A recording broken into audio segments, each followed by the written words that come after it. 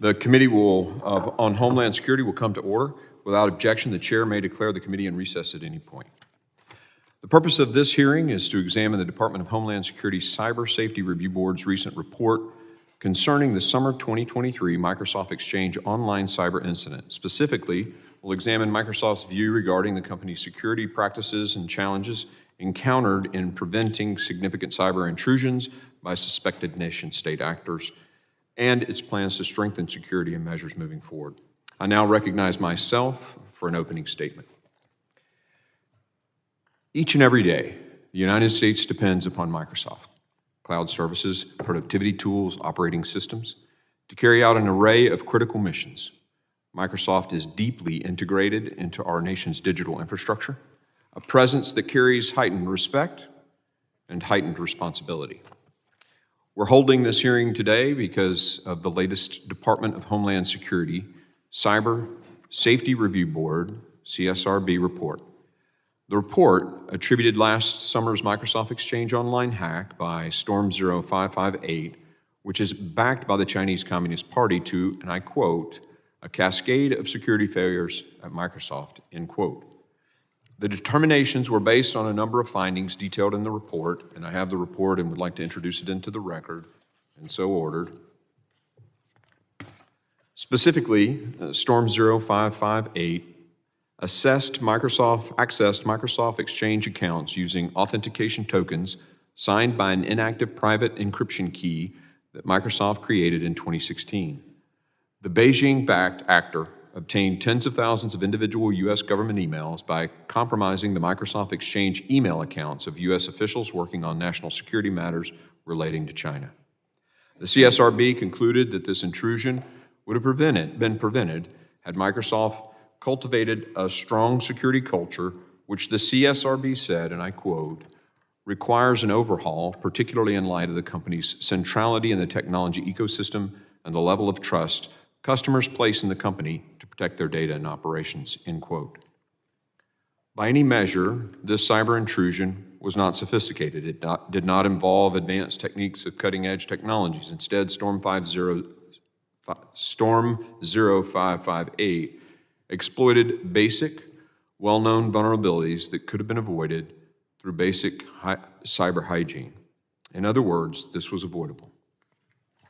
This is extremely concerning and falls to this committee to do the due diligence and determine just where Microsoft sits and how it's taken this report to heart. Our goals today are simple. We want to give the company we put so much faith in as a government the opportunity to discuss the lessons learned, the actions taken, and of course, to share where they feel the report could have been wrong.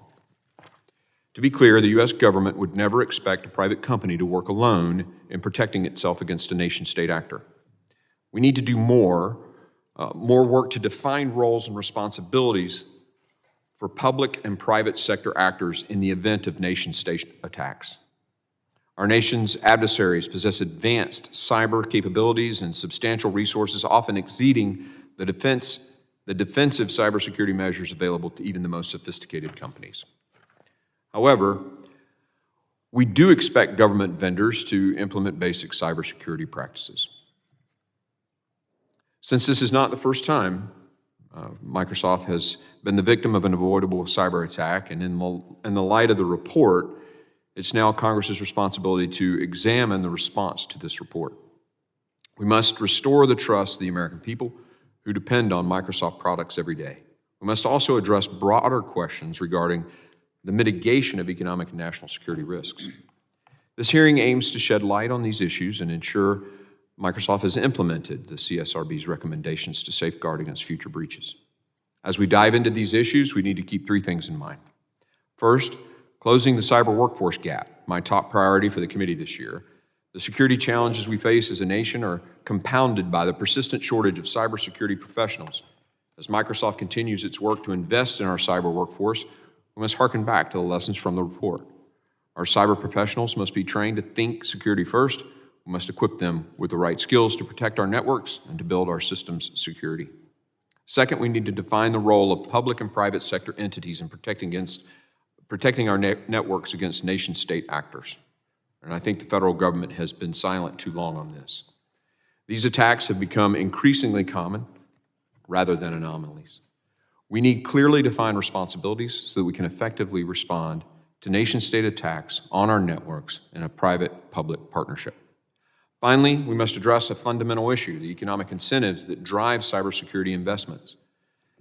As the CSRB's report recently revealed, underinvestment in essential security measures exposed critical vulnerabilities. Changing the economic incentives for cybersecurity investment is not about imposing onerous regulations or stifling innovation. It's about creating an environment where the costs of neglecting cybersecurity are outweighed by the potential benefits of comprehensive security measures.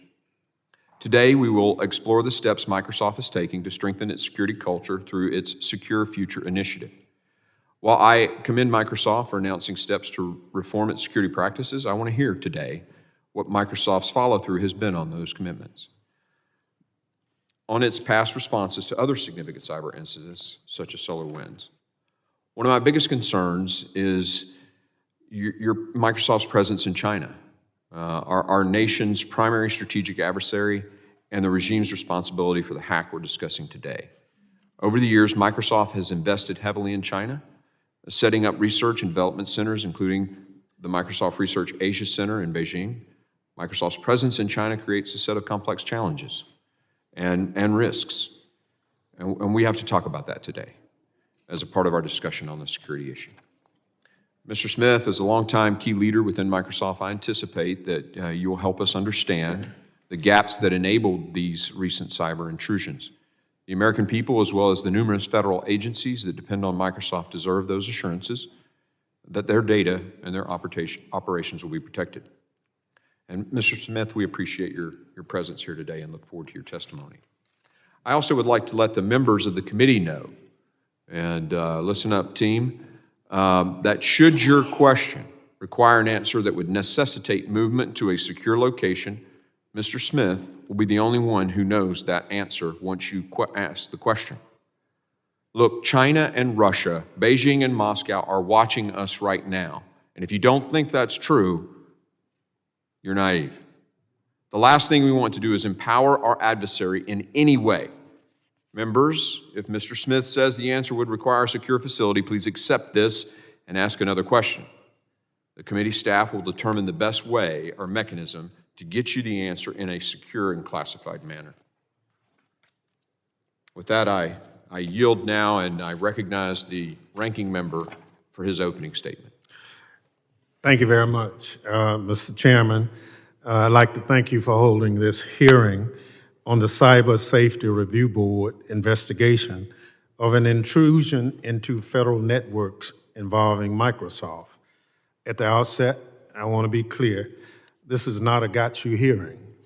It's not the committee's goal to shame, embarrass, or discredit the witness, Microsoft, or any other entity mentioned in the CSRB report. We have three objectives today: accountability, securing federal networks, and securing the broader internet ecosystem.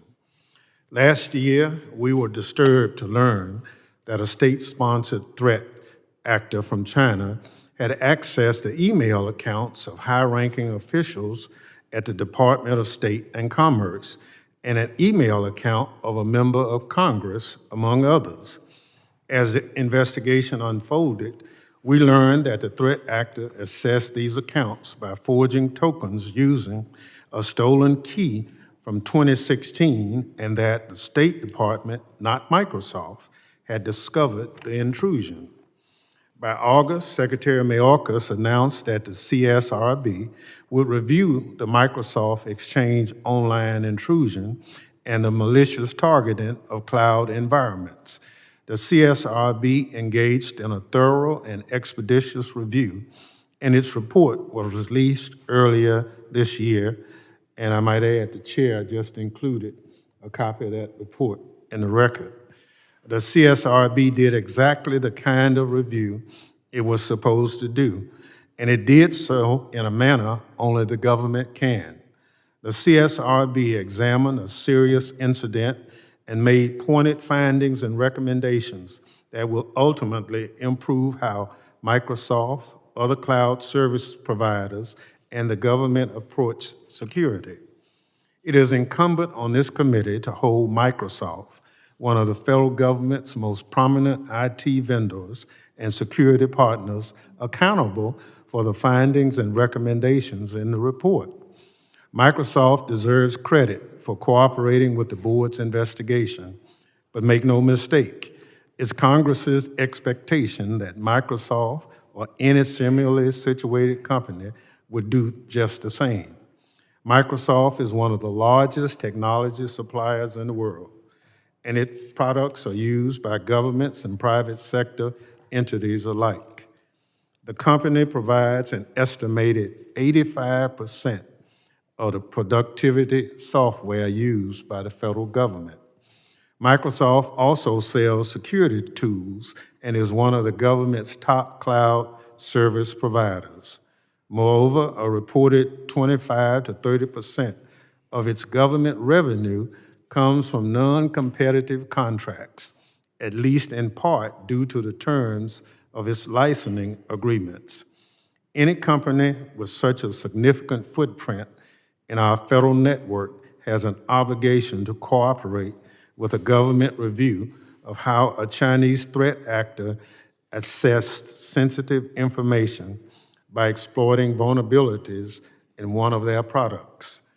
Turning to the report's findings, the CSRB determined that last summer's intrusion was, and I quote, preventable and never should have occurred, unquote. Additionally, it found that, quote, Microsoft's security culture was inadequate and requires an overhaul, unquote. As someone responsible for overseeing the security of federal networks that rely heavily on Microsoft, and as a user of Microsoft products myself, I find these observations deeply troubling. The CSRB report exhaustively described how last summer's incident occurred and includes a thorough history of the threats actor previous activities. Importantly, the report observed that the security community has been tracking the threat actor for over 20 years. Over that time, the threat actor has demonstrated tactics and objectives that those we saw in last summer's attack. Dating back to Operation Aurora in 2009 and RSA Compromise in 2011, the threat actor has a well-documented interest compromising cloud identity systems, stealing signing keys, and forging tokens that would enable access to targeted customer accounts. For over a decade, every technology provider in the world has been on notice and should have stepped up their approach to securing identity and authentication accordingly. But the CSRB found Microsoft did not do so. And while Microsoft did cooperate with the CSRB investigation, the board found the company was slow to be fully transparent with the public, most notably about how the threat actor obtained the signing key. To this day, we still do not know how the threat actor accessed the signing key. Microsoft's explanations about why the key was still active in 2023 and why it worked for both consumer and enterprise accounts have not been comforting. As I remain troubled that Microsoft was reluctant to be transparent with the public that it was not confident about the root cause of the incident. My concerns about whether we can rely on Microsoft to be transparent were heightened this morning when I read a ProPublica article about how an employee alerted Microsoft's leadership to a vulnerability in its Active Directory Federation services before security researchers publicly reported it in 2017. That vulnerability, which Microsoft chose not to fix, was ultimately used by Russian hackers to carry out secondary phases of the SolarWinds attack in 2020. Even more troubling, the article recounts Microsoft's testimony before the Senate in 2021, which denied that any Microsoft vulnerability was exploited in SolarWinds. Transparency is a foundation of trust, and Microsoft needs to be more transparent. In 2002, Bill Gates said, quote, "When we face a choice between adding features and resolving security issues, we need to choose security," unquote. The CSRB found that Microsoft had, quote, "drifted away from this ethos," unquote. I agree. Last November, Microsoft announced a Secure Future initiative, touting a reinvigorated approach to security. But in January, Microsoft itself was compromised by Russian threat actors who used unsophisticated tactics to assess the emails of high-level employees. Unfortunately, those emails included correspondence with government officials and put the security of federal networks at risk once again. Basic cybersecurity tools that were not enabled would have thwarted this intrusion. In May, following the CSRB report, Microsoft announced an expansion of the Secure Future initiative that committed to making security a top priority. But the same month, Microsoft announced Recall, a new feature that takes and stores periodic snapshots of a user's computer screen, which has raised concerns among both privacy and security experts. I understand that last Friday, Microsoft modified the rollout of Recall in order to incorporate significant changes. I hope it will continue to consider these concerns of security and privacy as it rolls out new products. On a final note, I've been warned that the committee's oversight of this incident will chill private sector cooperation with the board in the future. That cannot and should not be the case. I want to put future subjects of CSRB investigations on notice. This committee will not tolerate refusals to cooperate with legitimate investigations undertaken by the board, particularly when federal networks are involved. Any effort to obstruct CSRB investigations into cyber incident would invite significant scrutiny by this committee and would certainly force expedited consideration of proposals to grant CSRB greater investigatory powers. Microsoft is one of the federal government's most important technology and security partners, but we cannot afford to allow the importance of that relationship to enable complacency or interfere with our oversight. National security demands that technology providers continue the evolution toward transparency so we can better secure the digital ecosystem. With that, I look forward, Mr. Chairman, to a productive conversation today about how Microsoft will improve its security culture and thereby the security of its customers. And I yield back. I thank the ranking member for his opening remarks. Other members of the committee are reminded that opening statements may be submitted to the record. I'm pleased to have a distinguished witness here before us today. I ask that our witness please rise and raise his right hand. Do you solemnly swear the testimony you will give before the Committee on Homeland Security of the United States House of Representatives will be the truth, the whole truth, and nothing but the truth, so help you God? Let the record reflect that the witness has answered in the affirmative.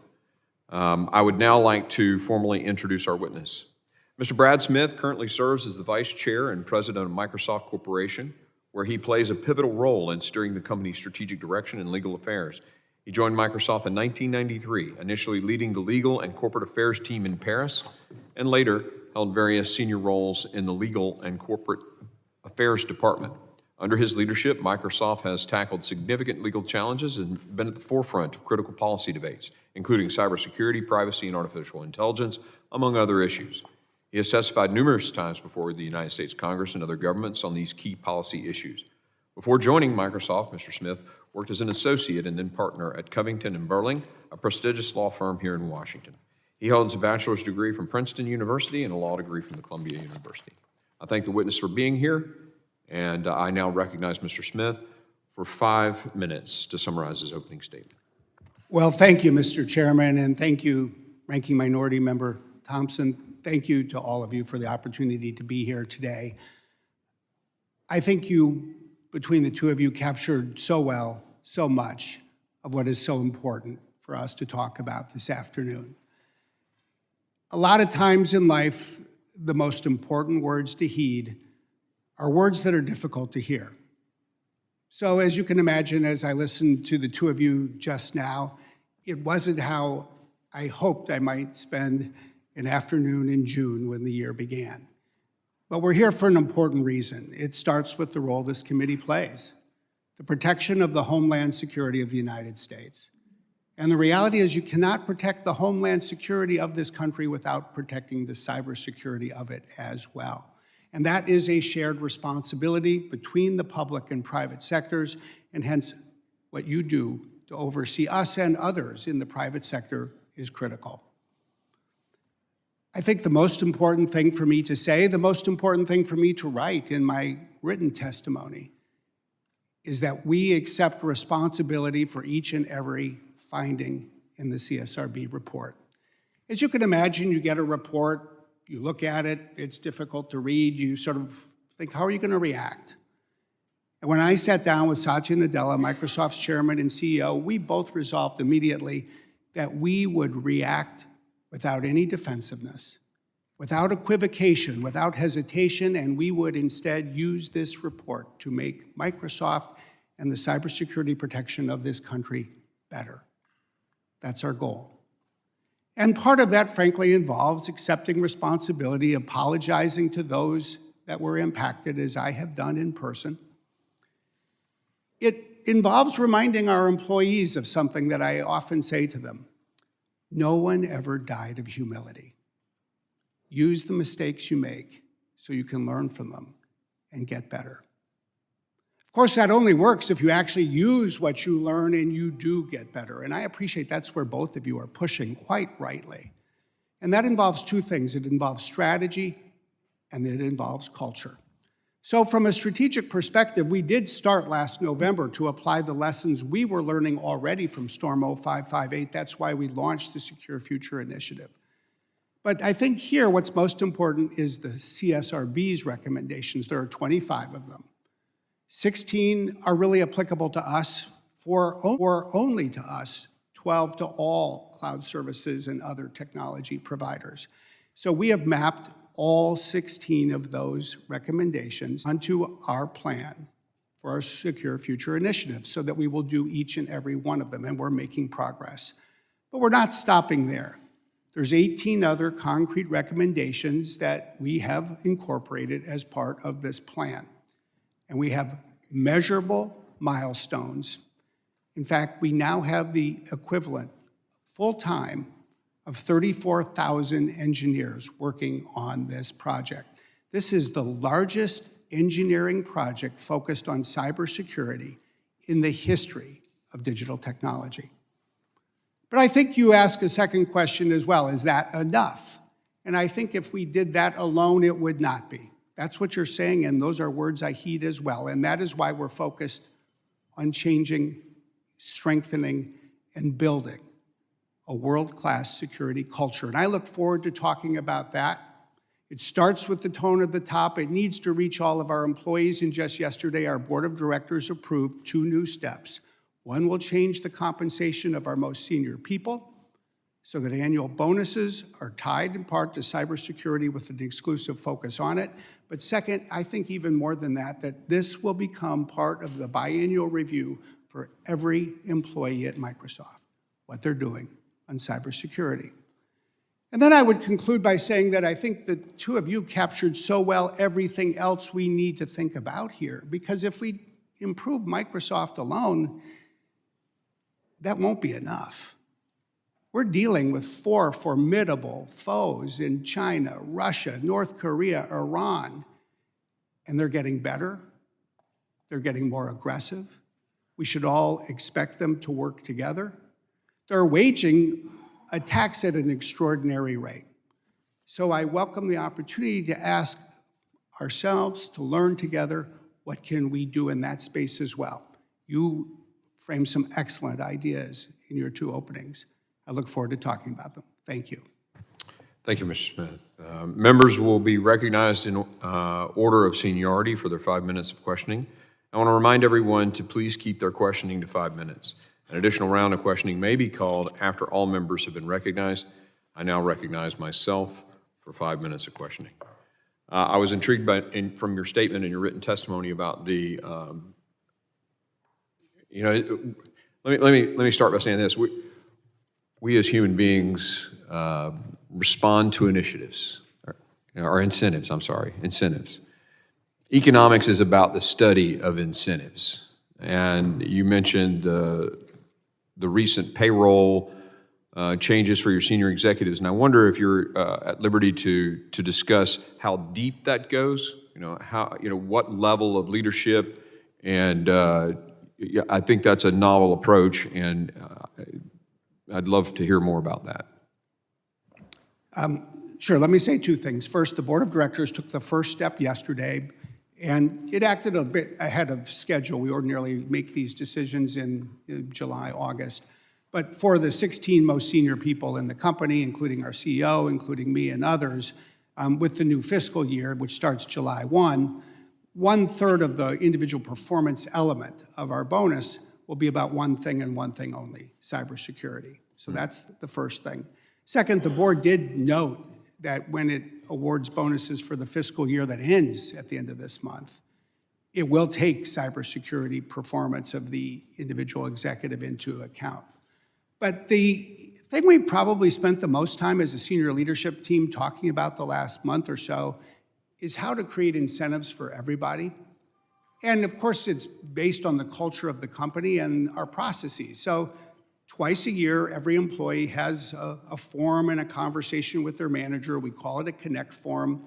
And they first reflect and show what they've done, and then the manager comments and they talk about it. And so what we've created is a new piece of this that everyone will have to address on cybersecurity. And the thing I like about it most, to be honest, is it gives every employee at Microsoft the opportunity to think, what have I done? What could I do? How am I doing? And then be rewarded at the end of the year based on that. That sounds, that's encouraging. Having run a company myself, I think how you tie the incentives drives the performance and what people make the priority, so I appreciate that. Let me ask a little bit about your involvement in China. I'd love to get a little bit more detail, granularity on where you are right now. What's your current posture, and what are you sharing with the Chinese people, or to the Chinese government, I mean? Are you having to give up code? And what the involvement there is, if you don't mind elaborating on that a little bit. Sure, it's a broad topic. We have a few different activities in China. It's not a major source of revenue for Microsoft. Globally, it accounts for about 1.4, 1.5% of our revenue. We do have an engineering team that we have been reducing, and we announced most recently that we were offering about 800 people, 700 or 800 people, the opportunity to move out of China, and they were going to need to move out of China in order to keep the job they have. So we've been reducing our engineering presence. There are 2 things that we do that we believe are very important. First, we do run some data centers, cloud services, principally, I would say, for the benefit of multinational companies who do business in China. And we're not alone. Others in our industry do the same thing. But the reason I think this is so important is if you're an American automobile company, an aircraft company, a pharmaceutical company, a coffee company, you need to use the cloud when you're in China. We want their American trade secrets to be stored in an American data center in China. Let me, if I could jump in, what access does the Chinese government have to that? None. Okay. And believe me, every time there is anything remotely close to a request, I always ensure we say no. Okay. Very specifically on this hack, because it did come from China, can you talk how you are, with your presence in China, ensuring that that source isn't going to use your location in China as a vector? I mean, what other, if you can, what are you doing there to prevent that? I think it involves having very direct, understanding yourself of what your guardrails are, what your limits are, what you can do and what you won't do. You have to know your own mind. We do. Second, you've got to be prepared to look people in the eye and say no to them. And that's something I do myself. I was in Beijing in December. I got pushed because there was unhappiness about reports that we've made publicly about attacks from China, about US critical infrastructure, and about influence operations. And I said, there are lines that we don't believe governments should cross. We're going to be principled and we're going to be public. And there are many things we're not going to do in China, and there will be things we're not allowed to do in China, but I think at the end of the day, we have to know our principles. Thank you. My time has expired, and I now recognize the ranking member for his 5 minutes of questioning. Thank you very much, Mr. Chairman. I'd like to enter into the record ProPublica article entitled "Microsoft Chose Profit Over Security and Left U.S. Government Vulnerable to Russian Hack," whistleblower says. So ordered. And I'm sure you are somewhat familiar with that article and the fact that we were left vulnerable with that situation. Can you say to us or commit to us that you have established a process or ombudsman to ensure that employee concerns about security at Microsoft or their products are prioritized and addressed? Well, one of the changes we've just made as part of the Secure Future Initiative is a new governance structure. It takes our Chief Information Security Officer, or CISO as it's called in the industry, creates an office, and then puts deputy CISOs in every part of the company. And the job of these individuals is to constantly monitor and assess and pick up feedback and apply a principled approach to address these things. So I would hope that that would address part of what you're referring to. I would say one other thing, though. The fundamental cultural change that we are seeking to make is to integrate security into every process. As we've really thought a lot over the last couple of months. What's the key to getting better when your adversary is investing and constantly changing? And the thing that we have really concluded is there's a lot that we can learn from what's called total quality management. This really came out of American business thinking, and then Toyota really innovated in the 1980s. And the basic process was to empower every employee to focus on continuous improvement and speak up. And that's what we're trying to do, empower every employee to be able to speak up. And there's going to be debates. I mean, I don't think one can say that debates will end, but to ensure that those voices are heard and heeded. Well, and I trust, based on what you've said, that will be going forward, that anybody who comes forward with something, they will be at least heard and responded to. With respect to that, we are here because of Storm 0558, as it's commonly referred to, and the real concern is Microsoft didn't find the problem. It was the State Department. Help us out. That's a great question. And the one thing I'd ask all of us to think about is that's the way it should work. No one entity in the ecosystem can see everything. So we all need to work together. And the way networks are constructed, people will see specific endpoints. In this case, as you know, it was the individuals at the State Department who saw the intrusion into the State Department email system. First of all, you ought to give those folks a medal. In all seriousness, that is fantastic. That is real innovation and great professionalism at work. And so they let us know. And by the way, we're the ones, interestingly enough, at the same time, who identified the Chinese intrusions into electricity companies, water companies, air traffic control systems. We're all going to see different things. And so when somebody else sees it, we should applaud and say thank you, not say, oh, I wish I had found it instead. Well, I wish it were that simple, but we have a real challenge. And because you are such a big customer of government, we rely heavily on your product. And it's not our job to find the culprits. That's what we're paying you for. So I want you to, don't switch the role. I'm not switching it at all. I appreciate Okay. what you're saying, for sure. Right. So maybe we'll have another round, Mr. Chair, but Chairman, Question. okay, well, thank you. So the federal government is one of your largest customers, as I said. How can you earn back the trust that this situation has caused? I think it's just critical that we acknowledge shortcomings, accept responsibility, devise a strategy to address them, change the culture, be transparent about what we're doing, and always listen to feedback. Thank you. The gentleman yields. I now recognize the gentleman from Louisiana, Mr. Higgins, for his 5 minutes questioning. Thank you, Mr. Chairman.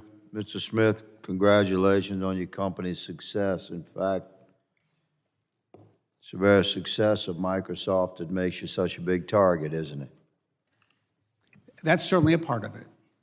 Would you generally agree that that Microsoft has grown so massive because of your own technological advancements that you have driven from within your company, and because of the trust that has been extended to Microsoft products through the decades? Yeah, I think that's fair. I think success comes from many things, but of all of the factors that we place the most importance on, I would say earning and retaining the trust of our customers. Okay, is at the so we're in agreement, you and I. Yeah. Microsoft's a great company. Everybody in here has some kind of interaction with Microsoft. We really don't have much choice. So it's critical that this committee gets this right. And quite frankly, the American people, myself included, we have some issues with what has happened and how it happened and what has transpired since. And yet, there's no plan B, really. We have to address with you. It's what that means. Sometimes life comes down to, my dad used to say, there's always one guy. It's always one guy. And today, congratulations, I'm sir. the guy. You're the one guy. I get it. So I have a couple of difficult questions, and I apologize for any discomfort because I am a gentleman. But again, you're the guy.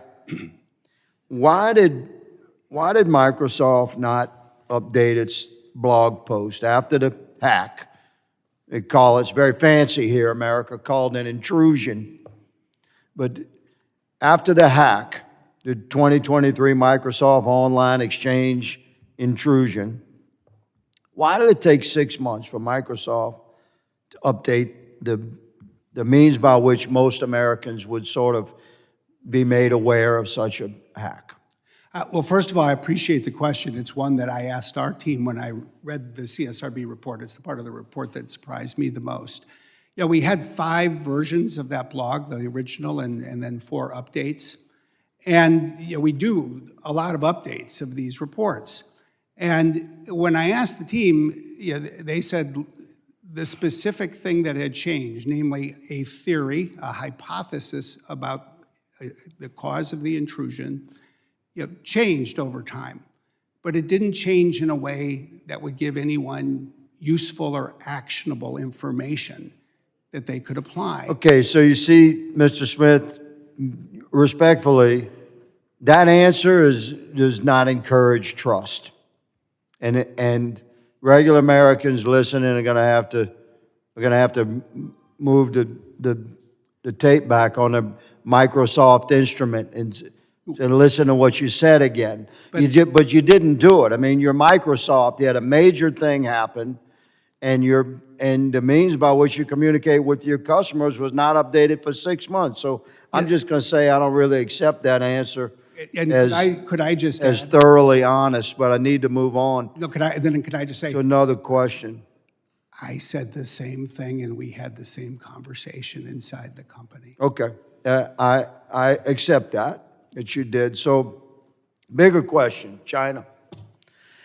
I mean, you go to China, you meet with you went to China, I guess you made many trips there, you're doing business there, that's fine.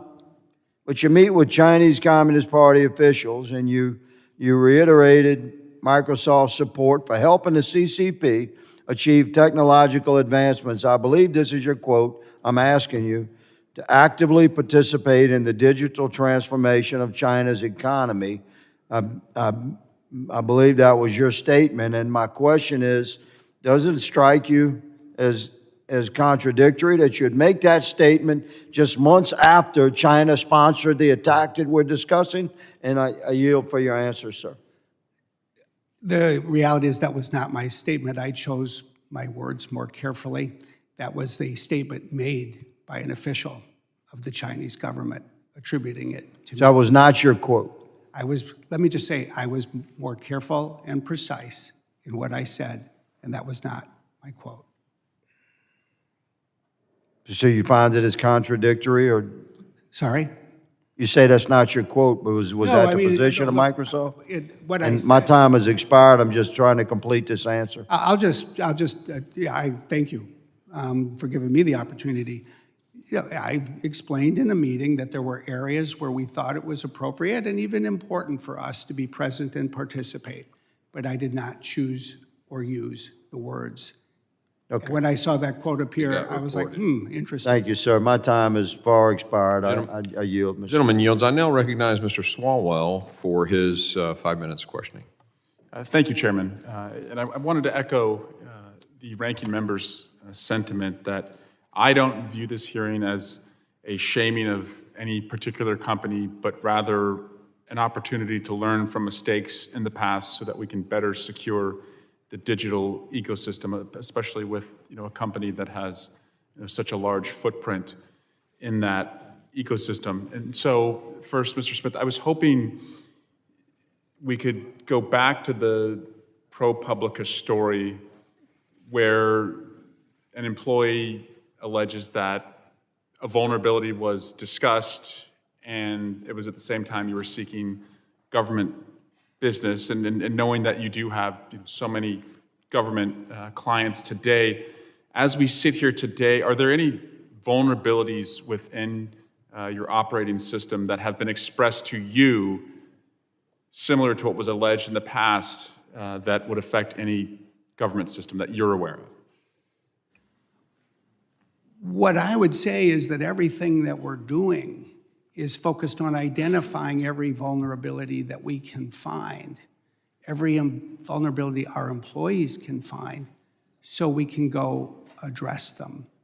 And given the diversity of digital technology, given the complexity, I'm not sitting here today aware of anything that fits your description, but I am constantly hoping that every day we'll have people who find something and raise it so we can fix it. That's the culture we need, I think. So we can fix it, which I think is the Exactly. theme here today. And in that spirit of what can we fix, what did you learn from the internal decision-making process on updating the blog post on the root cause of how the Chinese threat actor got the key? Like, what would you do differently in a existing attack? We get a lot of times people say, why do you update things so often?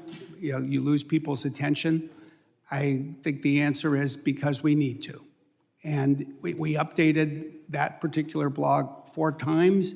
It was at least 1 time too few. We should have updated it again.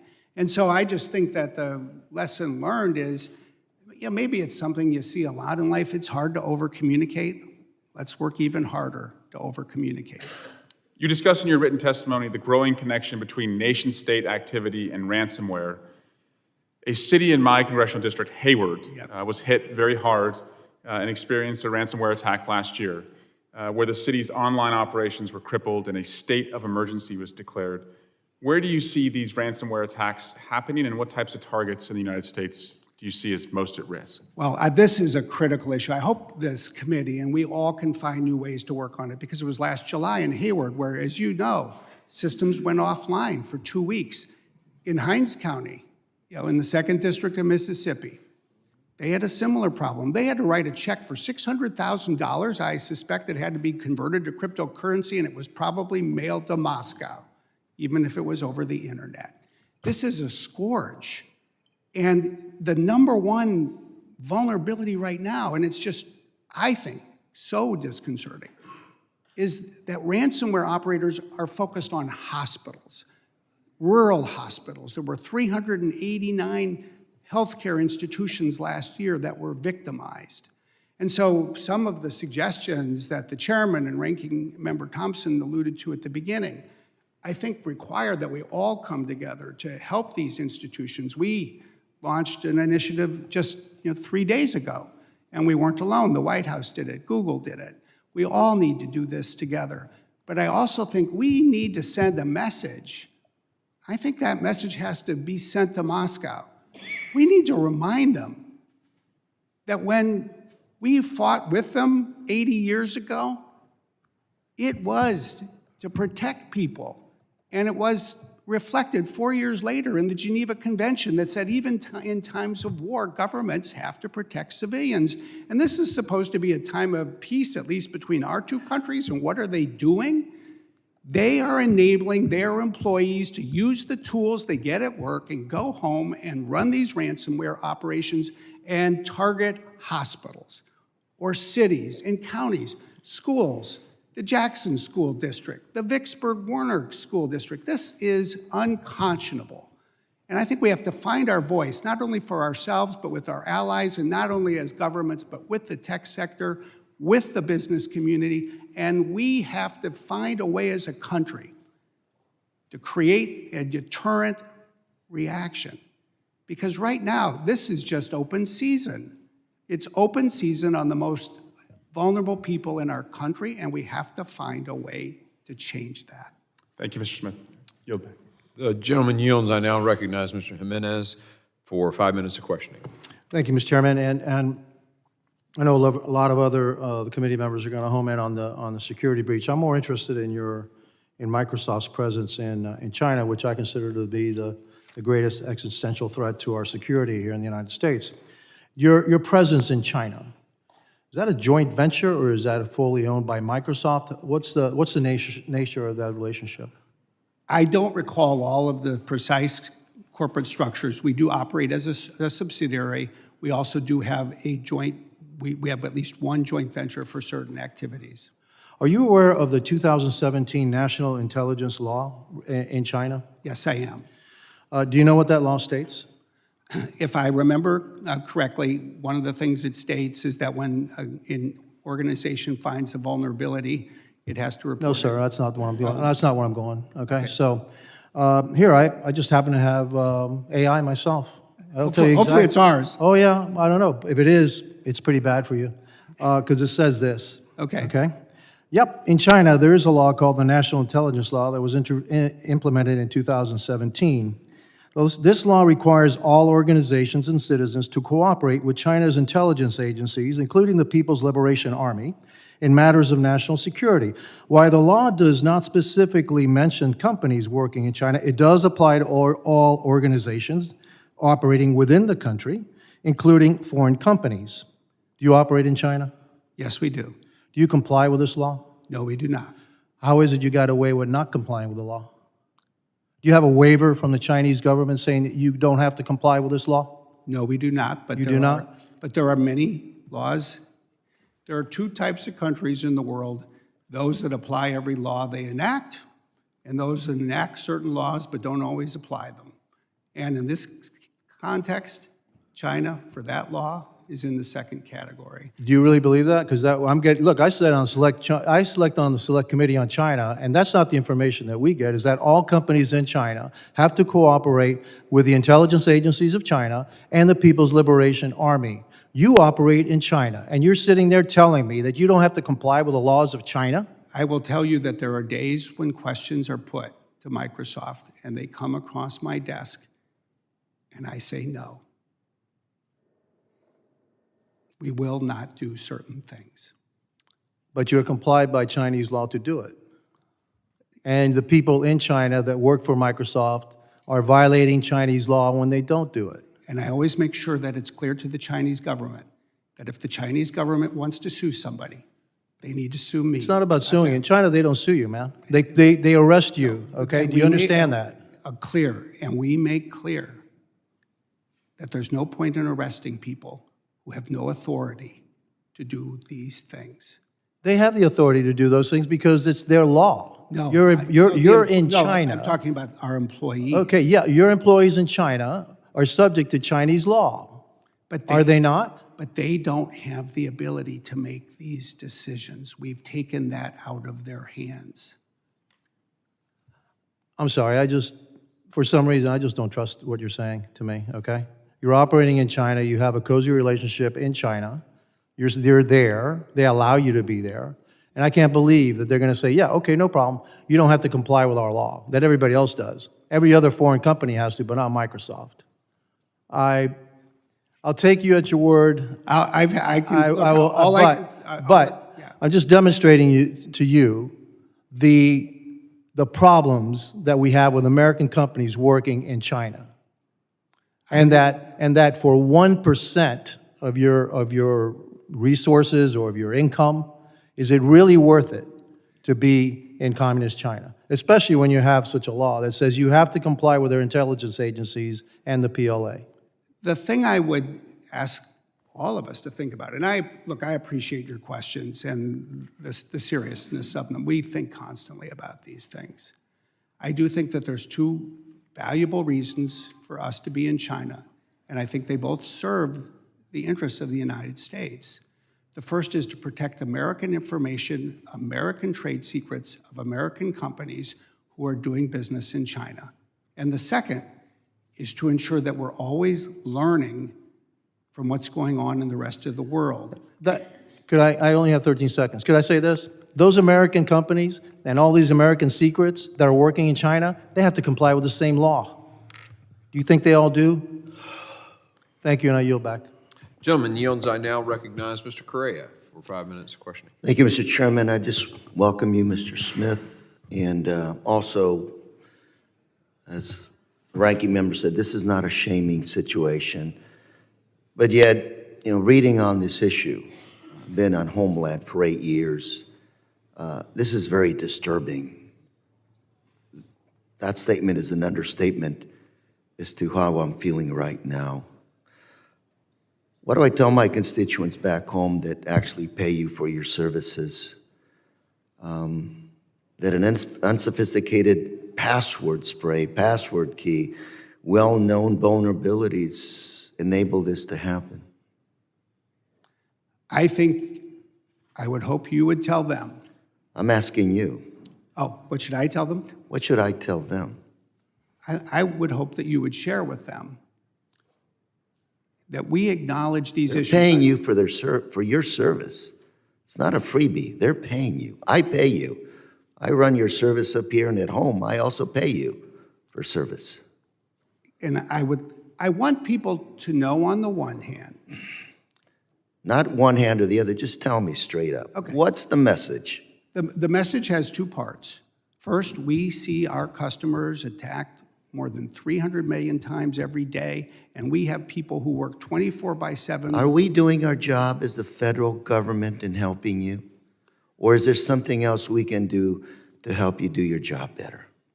I think that there are all things that we could do more together, and I would love to see the federal government focus on a few key things. I think that the investment in cybersecurity training that the chairman mentioned at the outset is an imperative. I think we have done a lot. We have trained as a company 203,000 people in this nation in the last 4 years on cybersecurity, but we need the federal government to do more. I think we need federal assistance to help our critical infrastructure providers upgrade their technology. I think we need the Do kind of you, as collective response. Microsoft, need to invest more in this area? We are investing more. We've increased our investment, but more than that, I think it's, Do you believe that Microsoft responded on a timely basis to these known breaches? we both responded immediately with people who work 24/7 pretty much around the As clock. soon as you found out this stuff was happening, you responded. I'm sorry? As soon as you found out or you find out these breaches are occurring, you respond. Oh, absolutely. One thing I would love for you all just to know is that despite these tens of millions of attacks every year, Do you respond to known vulnerabilities immediately? yes, we respond to every intrusion, we address vulnerabilities. We know the challenges that our competitors around the world pose to us, friendly and unfriendly. And I would love to talk to you sometime in the skiff to tell us exactly what it is that we need to do to make sure this doesn't happen again, as I am beyond shocked to read about this situation. You have our trust, our business, both at the public and the private sector. And to hear about what's going on here is very disturbing at best. I hear you saying, you know what, we're here to cooperate fully. The damage, though, I've got constituents back home that have been lost money because of malware, so on and so forth. It's painful, the private sector. They run on your platforms. They trust on you being on top of your game. Any thoughts?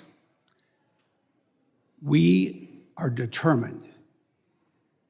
We start by acknowledging where we fell short, and we are focused. The last comment made with our board of directors yesterday was by the senior engineer leading what we call the Secure Future Initiatives, and her last words to our board were, "We want you to know our engineers are energized by this." And My last 9 seconds, I would ask you, we often say here that the chain is only as strong as its weakest link. Are you going to strengthen up? Are you going to do a better job over there? Absolutely. And let me just say this in closing. I would hope that you would share with your constituents, we never take their trust for granted. Chair, I'm out of time. Gentleman yields. Point of clarification for the record, it was 300 million attacks a day? Did I hear that correctly? Yes, that's correct, against our customers that we observe. We detect more than 300 million such attacks every day. Just clarifying for the record. I now recognize Mr. Pfluger for 5 minutes of questioning. Thank you, Mr. Chairman. Mr. Smith, thanks for being here. I want to talk about the collaboration. In many committees on Capitol Hill, we're talking about this balance and tension between safety and security and liberty and private enterprises. And so what I really want to hear from you is talk to us about the relationship with CISA. I know you've mentioned this in testimony written and also today, but just talk to us about how that relationship is, what can be better from your side, what can be better, what you expect from the government. Is it a mandate for reporting from the government? Is it, voluntary roundtables in a classified setting? I'd like to hear a little bit about that, and I have some follow-on questions. Yeah, I think CISA is a critical agency. It's been moving in a positive direction overall. I think the CSRB plays an important part of this. I think that ultimately we would benefit from finding more ways to keep working together across the tech sector, and then with the CISA and other agencies in the US government, and frankly with our allies, because it's an entire ecosystem that we're seeking to defend. And nobody can do it by themselves. And I think fundamentally, just as the CSRB's words were well taken by us, we needed to focus on our culture. I think we have a collective culture. And it's a collective culture that we need to work on by inspiring more collaboration, not just with the government, but frankly across our industry, so that people can compete. Somebody said there's no plan B. I think about 2/3 of the folks who are sitting behind me in this room are trying to sell plan B to you in one way or another, and that's okay. But there's a higher calling here as well. And I like to say, the truth is when shots are being fired, people end up being hit, and they take their turn being the patient in the back of the ambulance. Everybody else, you're either going to be an ambulance driver or you're going to be an ambulance chaser. Let's be ambulance drivers together. Well, let's drill down to that and the relationship that you have with the U.S. intelligence community, with DoD. The thing that's unique about Microsoft is you pretty much cover every sector, every industry, every households, businesses. But when you look at the relationship with the national security entities, tell us what the biggest gaps are right now to making sure that they can stay secure in their operations. The thing to think about is that defenders too often work in silos. Every company thinks about their products. Every agency thinks about what they have. Attackers look for the seams between the silos. The more silos you have, the more seams you have. And just as there are seams in different technology products, because most customers deploy them together, there are seams across the government. So a lot of times, one of the challenges for us is that the parts of the government, when this information is coming in about, say, an active cyber attack from a place like China, that information doesn't necessarily flow from one part of the federal government to another. And there's a lot of work being done to address this, but I think that needs to be advanced more quickly as a matter of priority. 300 million attacks a day, that's incredible. Finally, let me just talk about I think this is the Committee on Homeland Security. We're very worried about what nation-state actors and non-nation-state actors are doing and how that affects our homeland. Obviously, the PRC and the CCP's attempts to undermine this country, our government, industries, intellectual property, all of it is a massive concern. And so I know you've mentioned this before here today, but just talk to us a little bit about the relationship with the PRC. How does that affect intellectual property, things that you have that could be either exploited for their benefit to undermine the United States of America? I would say two things. I mean, first, any company that has valuable intellectual property has to be very careful to protect it from theft, unless it's IP that they're publishing, and a lot of code is published in open source form.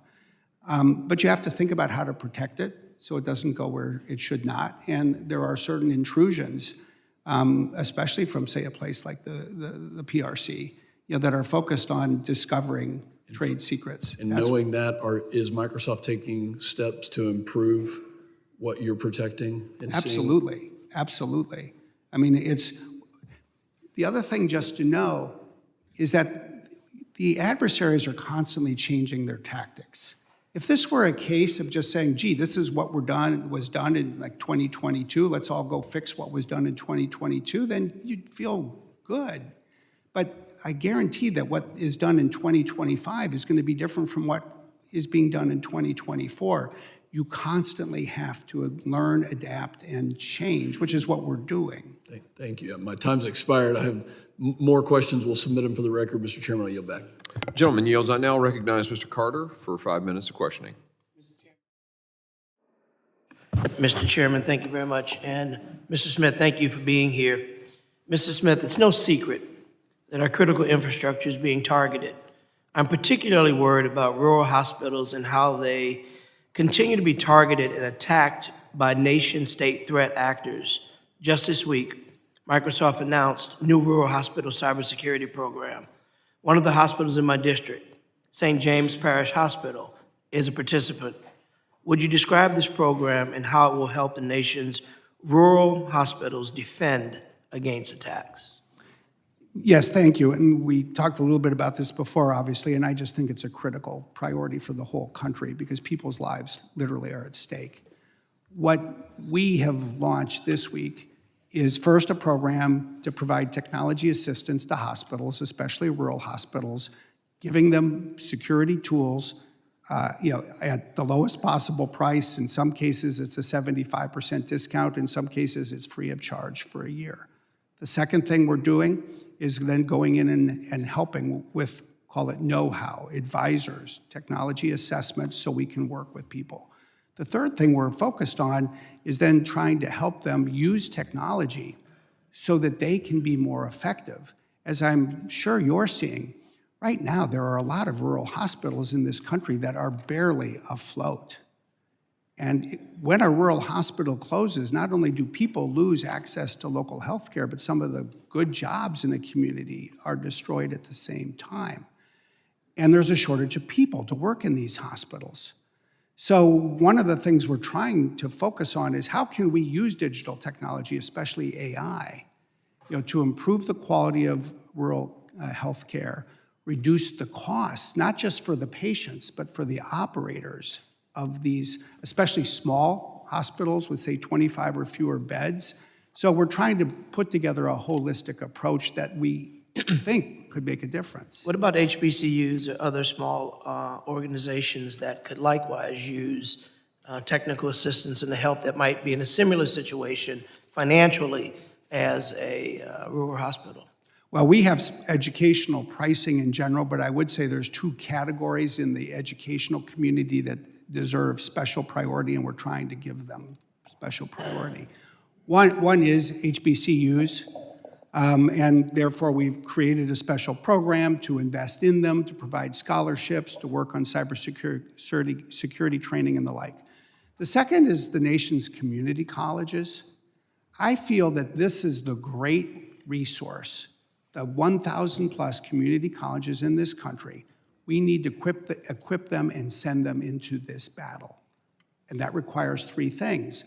One is equipping them with the curriculum, which we can do, and other tech companies have done a good job as well. I want to spread credit. Let me do this. I don't want to interrupt you, but we've got a few more questions, a little bit of time. Okay, I'll let you go. I'd be happy to talk to you anytime. Real quick, I love this issue. Was that a yes? Yes. That is a yes. Yeah, it is absolutely You are prepared to and yes. have programs to work with other disadvantaged organizations, particularly HBCUs. Okay, Yes. great.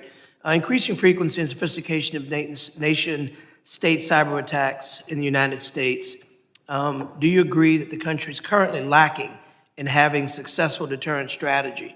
If so, what steps are needed to enhance deterrence, and what can we do in addition to partner with you to do that?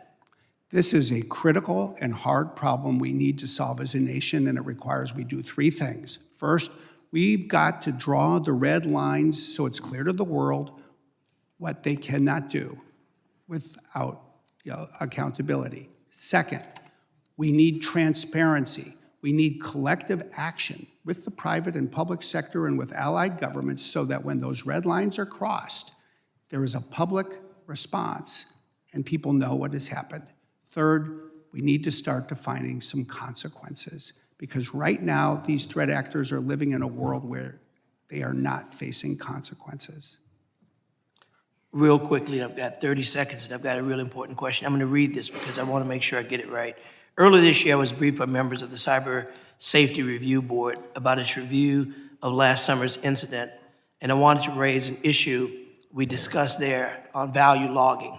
Members of this committee have for years raised concerns that Microsoft was charging extra money for customers to gain access to basic logging data, and customers need to identify and investigate cyber incidents. When you or one of your representatives testified before the committee in the aftermath of the SolarWinds breach, they explained that everything that we do is designed to generate a return other than philanthropic work. The State Department paid for extra logging, generating a profit for Microsoft, and ultimately using these logs to detect this attack. But not every customer had that logging capability enabled. Last summer, Microsoft finally announced that it would provide free logging to customers, and in February, made those logs available for all federal customers. Why did it take so long to make this decision, and what went into your changing your mind? Well, in fact, we've even gone a little bit farther than But what what? you described. But that's fine. But could you just answer the question I asked? I wish we had moved faster and had gone farther. I think there was a focus on the real costs associated with keeping and retaining logs, but we should have recognized sooner, especially as the threat landscape changed, that we would be best served, I think, as we are now, by not just retaining, but providing these logs for free. So what's the status on providing free logs to all customers and not just federal agencies? Basically, what we've decided is for all of our so-called enterprise offerings, there's 3 layers, and for all of them, we retain the logs for 6 months, which is what the CSRB recommended, and we will provide those logs. Say these are individual customer logs. We will provide them to those customers. They get access to them when they need them at no additional cost. Would you agree that it's as important for Microsoft, the company, to have this level of security for its customers as it is for customers to, in fact, have the security? Yes. Thank you. My time has expired. Gentleman's time has expired. I now recognize Ms. Green for 5 minutes. Thank you, Mr. Chairman. Mr. Smith, this has been a very engaging, intriguing conversation. I'm a business owner, so I've been listening to this and taking it in and thinking about it through that lens. You started with something that I find impressive. You said you accept responsibility, and I just want to commend you for that. I appreciate it. We don't hear that very often here. But I think it's valuable, and I think it's right. So I just wanted to say thank you. I understand that Microsoft has a unique role to play in our cybersecurity landscape, as it's responsible for nearly 85% of the productivity software such as Word, Excel, and PowerPoint used by the U.S. government.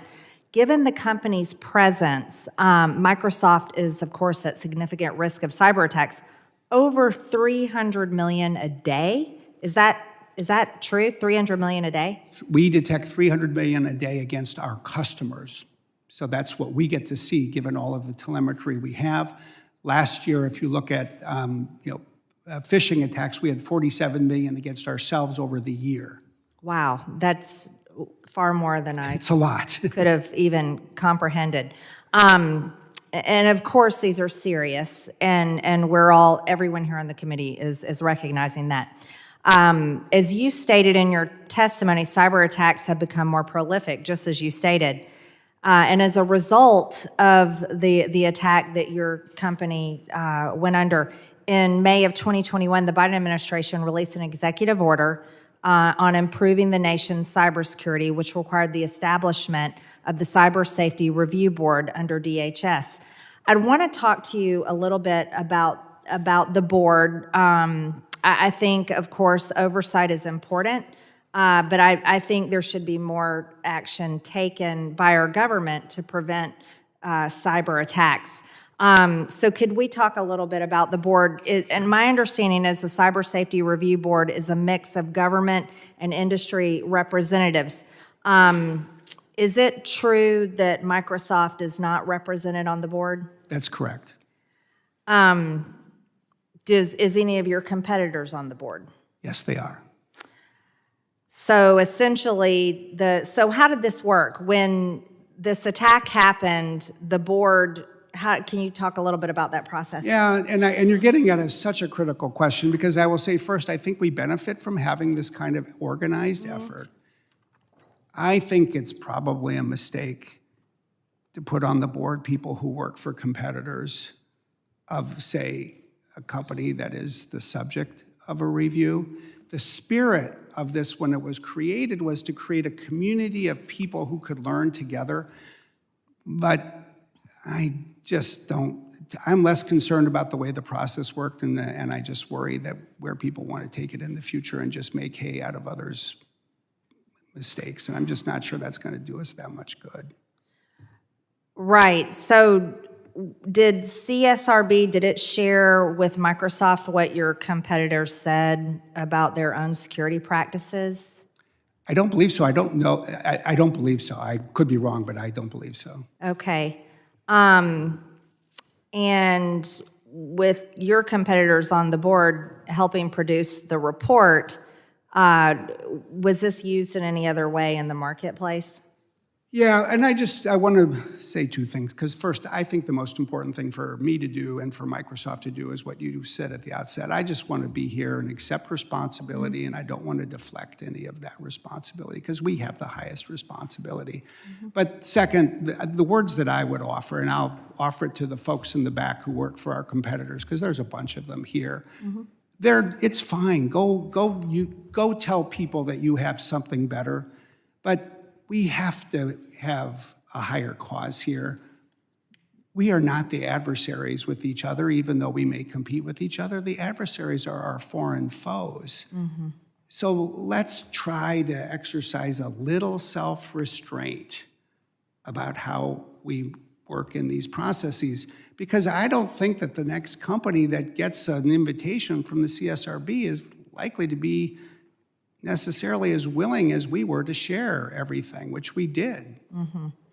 Well, I agree. I think competition is healthy in do too. in the business world. I think it's great. Actually, I enjoyed it for years and years.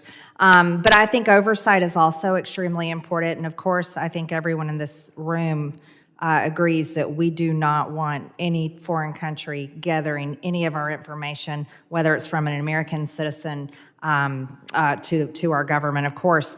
CISA is also has a bad reputation, especially among Republicans. They colluded with big tech and social media companies, stripped many Americans of their First Amendment rights. So that was another reason why I wanted to ask you a little bit about the board and how that worked. But furthermore, I have more questions, but I'm out of time. I think it would be extremely important for there to be assistance from the federal government in protecting not only companies like yours, but mom and pop companies. I mean, across the board to regular citizens from cyber attacks. It's a serious problem, and it will continue. I'm out of time. Thank you, The Mr. gentlelady Chairman. yields. I now recognize Mr. Thanedar for his, or Dr. Thanedar for his 5 minutes questioning. Thank you, Chairman. And thank you, Mr. Smith, for being here. I owned a small technology company before I came into public service, a much smaller technology company. And I was involved with some 8 different acquisitions. Now, the CSRB raised questions about Microsoft's mergers and acquisitions compromise assessment program after it failed to detect that a laptop belonging to an employee of an acquired company had been compromised. The board went on to recommend that large enterprises develop robust M&A compromise assessment programs, recognizing adversaries might view the acquiree as an entry point to the parent company. How is Microsoft improving its M&A compromise assessment programs?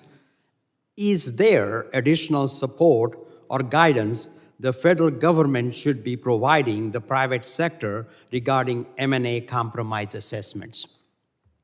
I'm not sure of the answer to your last part, but I do know that it's critical that we do more. We've been focused on this for a long time. It's sort of I'll even say obvious thing that when you acquire a company, you have to take a close look at its cybersecurity controls, which we long have and do. And yet, as the CSRB report found, we had an inadequacy. So in part to address this, part of the governance change we're implementing is to have a new Deputy Chief Information Security Officer focus solely on the integration of companies that are acquired. We clearly need to step it up and will. Thank you. Mr. Smith, as you state in your testimony, nation-state adversaries are becoming more aggressive.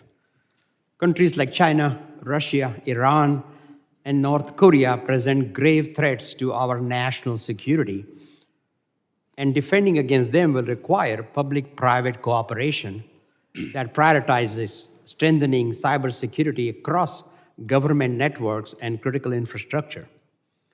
Considering our reliance on large IT vendors like Microsoft, our defenses will only be as strong as our technology providers are.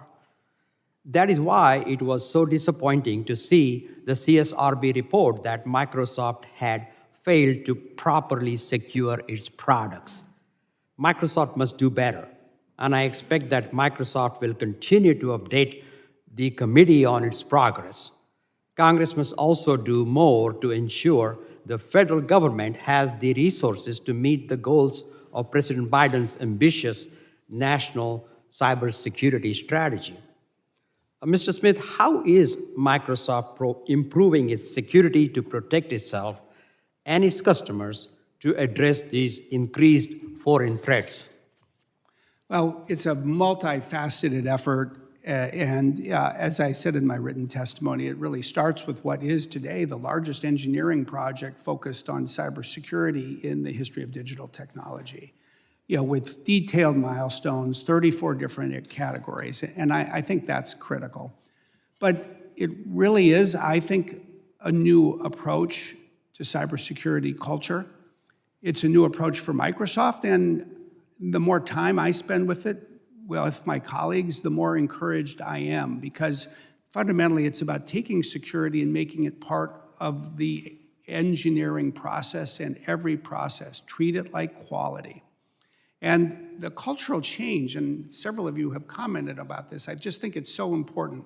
We want a culture that encourages every employee to look for problems, find problems, report problems, help fix problems, and then learn from the problems.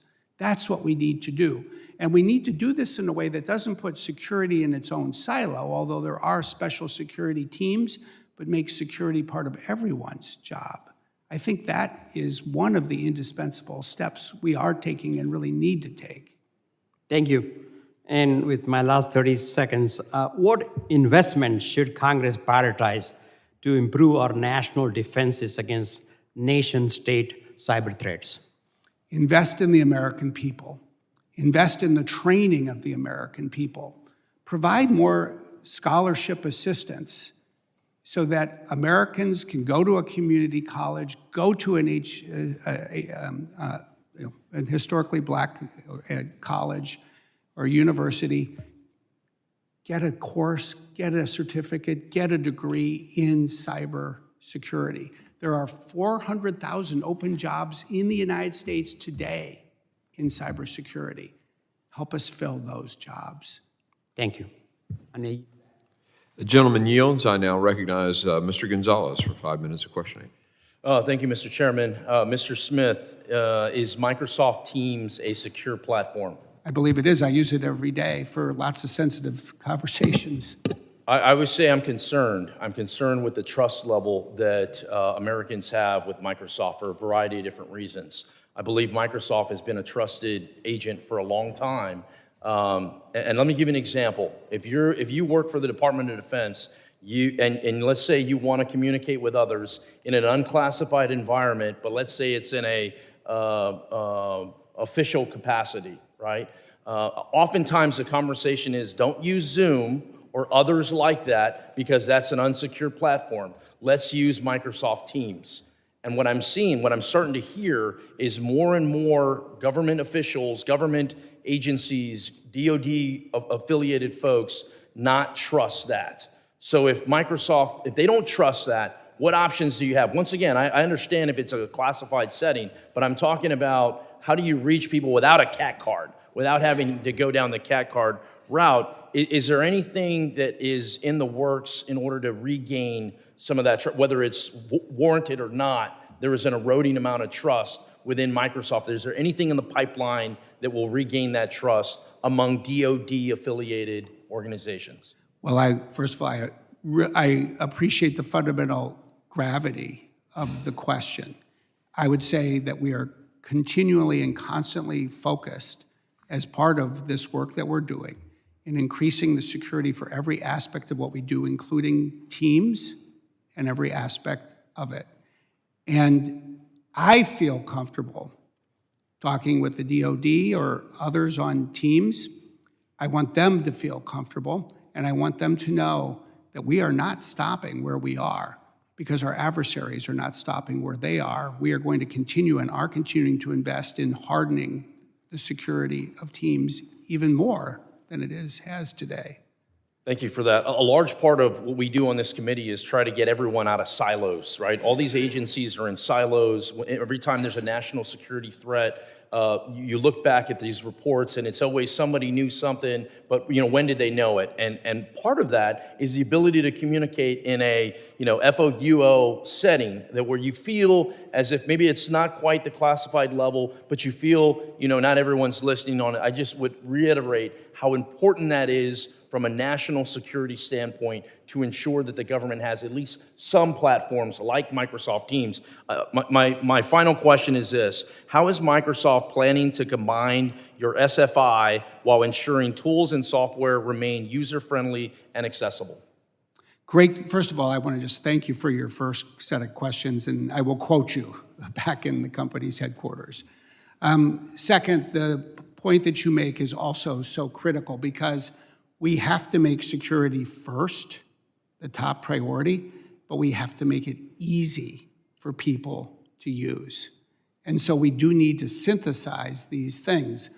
And I think one of the virtues of what we're doing is not just calling on deeply technical engineers, but also people, say, in the field of software design and elsewhere.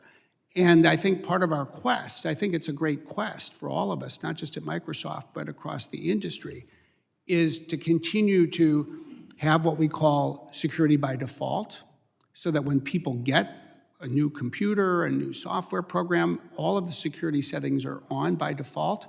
They have what we call security by design, so that it is designed so that it's not only effective, but easy for people to use and easy for people to know what is happening.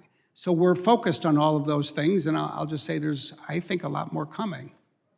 Thank you for that response. Trust is the name of the game, and we have to make sure that Americans continue to trust these different platforms that are out there. So thank you once again for testifying before the committee, and Chairman, I yield back. The gentleman yields. I now recognize Mr. Magaziner for 5 minutes of questioning. Thank you, Chairman. One of the joys of speaking in the order after our colleague from Georgia is that I'm often handed notes to correct incorrect statements that she made. So I just want to enter into the record that Microsoft's competitors were recused from the findings, the final report, and the recommendations of the CSRB Microsoft investigation, just so that's in the record. Now, Mr. Smith, the article that Mr. Thompson, Ranking Member Thompson, referenced earlier had to do with the so-called SolarWinds breach, in which Russian hackers infiltrated Microsoft's cloud service and was able to gain access to some of our country's most sensitive secrets, including information from the National Nuclear Security Administration, which oversees our nuclear stockpiles, and the National Institute of Health. You provided testimony to the Senate Intelligence Committee in which you stated that the flaw that allowed that breach to occur only became known to cybersecurity professionals at Microsoft when it was published in a public paper in 2017. It has now been widely reported that former employee Andrew Harris discovered the flaw a year earlier, alerted his superiors and other company executives, proposed a series of solutions that were rejected. So can you now agree that the testimony that you offered to the Senate Intelligence Committee about what Microsoft knew about that flaw and when Microsoft knew it was incorrect? Well, look, the first thing I would say is I know that came out in an article this morning. I haven't had a chance to read the article yet, I was at the White House this morning. Okay, so to if you bring- can't say, all so right. but I'll just note that the article cited numerous sources inside the company, not just that one individual. But if yeah, you're I not do- prepared to say that, then we can move on. well, okay, that's I agree with what Chairman Green said earlier about the importance of incentives. And so I welcome the news that came out, I believe, yesterday that 1/3 of the individual performance element of bonuses for senior executives will be tied to cybersecurity performance. How much of the total compensation package for senior executives is the individual performance element? It depends on the individual, it depends on the year. I'll say roughly? more than enough to get people's attention for But sure. but roughly, like ballpark? Of the cash portion, it's probably, I don't know, I will say Yeah. about 'Cause I just- 20% of, if you add stock, it's much lower. All right, well, if you could follow up on that, that'd be helpful, because just to be clear, 1/3 of the individual performance element sounds good, but it depends on how big the individual performance is as a part of the whole. If it's 10% of the total compensation package, then the cybersecurity incentive would only be 3% of the total package and would potentially count less toward the total than revenue targets or profitability targets or other things. On the other hand, if it was 60% of the whole, then that would be a much more meaningful incentive. So having some understanding of how large a percentage of the whole that individual performance element is would be instructive. Yeah, you're making a good point. The one thing I would just add is, if there's one thing that's true at Microsoft and across the tech sector, people like to get good grades. Yeah. This is Sorry, I'm one, limited just let in me my just say, time, this is but I one asked third a of their specific total question. If grade. you don't have the information now, that's fine. I have a few more questions. On that individual performance incentive, that portion of the compensation, is it restricted stock? Is it something that can be clawed back? And if so, do you know how far back the clawback can be exercised? Some of these details are still to be refined, but this is the bonus, the cash bonus that Right. people get each year. I would just suggest, since it's still being refined, if it's a cash bonus, then that suggests it would be difficult to claw back, and a cybersecurity lapse may not become known until years after the fact. And so I would suggest that perhaps some sort of a clawback mechanism could make the incentive more powerful. Finally, piggybacking on the chairman's question, the article that was published today stated, quote, product managers at Microsoft, product managers, not senior executives, had little motivation to act fast, if at all, to address these security flaws, since compensation was tied to the release of a new revenue-generating product and features, with one former employee stating, "You will get a promotion because you released the new shiny thing. You are not going to get a promotion because you fixed a bunch of security bugs."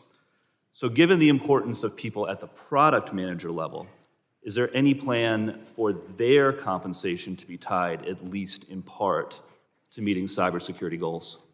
One of the answer is yes. One of the decisions that was announced yesterday that I provided in my addendum is every single Microsoft employee, as we get to the new fiscal year, will have as part of their biannual review a mandatory part to talk about cybersecurity, to do precisely what you just described. If you'll indulge me for a second. So part of their review, but is there sort of a portion of their compensation that's directly tied to the cyber portion, to the cyber factor, as will be the case with I think senior executives to some extent? It won't be as formulaic, but everybody knows that the bonuses, the compensation, we call them rewards that you get at the end of the year, are based on those reviews and how people do over the year. I know I'm over, but I'll just say, I want to state, I do believe it is a positive and I think a good example that we are integrating cyber into compensation packages.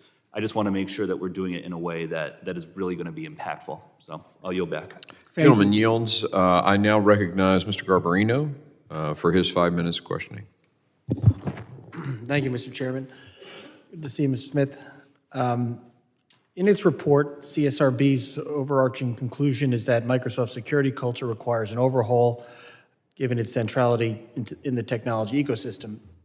And I believe a lot of the recommendations that they recommended, you're already putting into place. With the series of the findings of the CSRB report and the recommendations provided, and and how the report was written, and now that we're all here having a hearing on it, how do you anticipate future voluntary cooperation with the board's request for information? Because the CSRB is not created, it's not in statute. They really have, they have to go, they can only get the information that is provided to them by people who complied like your company. What do you anticipate happening now in the future with other requests? Well, I guess the short answer is I don't know, but I hope three things will ensue. One is that people will remember that we collaborated and provided everything that the CSRB asked for. Two, that I came here today and we acted as a company with a real spirit, I hope you'll see, of humility, of accepting responsibility, of avoiding being defensive or defiant. And three, then I hope that people will look back 6 and 12 months from now and say, and that you all hope others will do the same. Because I think if you all can help us encourage that kind of spirit of responsibility, that's how we'll get better. Because we know our adversaries are going to get better, so we have to find ways to get better too. I appreciate that. I do appreciate you being here and all the meetings that we've had and discussions, and I know you've been working with CISA as well and the CSRB board. You brought up Secure by Design in one of your last questions, and I've had a lot of conversations about that. I think my committee's actually going to have a hearing on Secure by Design. Can you talk about what Microsoft's doing?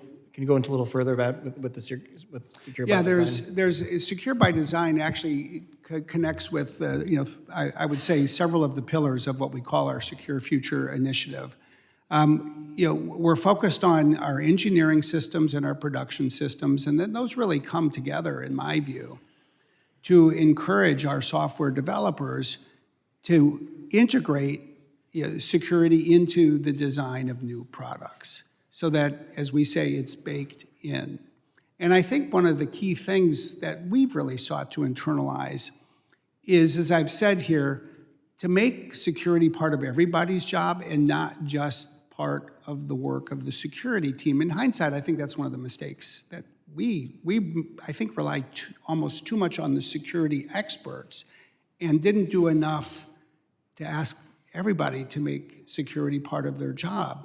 So, some of you have asked about this recall feature. I think it's a great lesson. I mean, we're trying to apply it as a lesson learned. So if somebody's creating the recall feature, they need to think about the security aspects of the recall feature. It hasn't even been launched yet, so we've had the time to do this right. But we're trying to focus on culture change. Culture change requires constant role modeling and practice.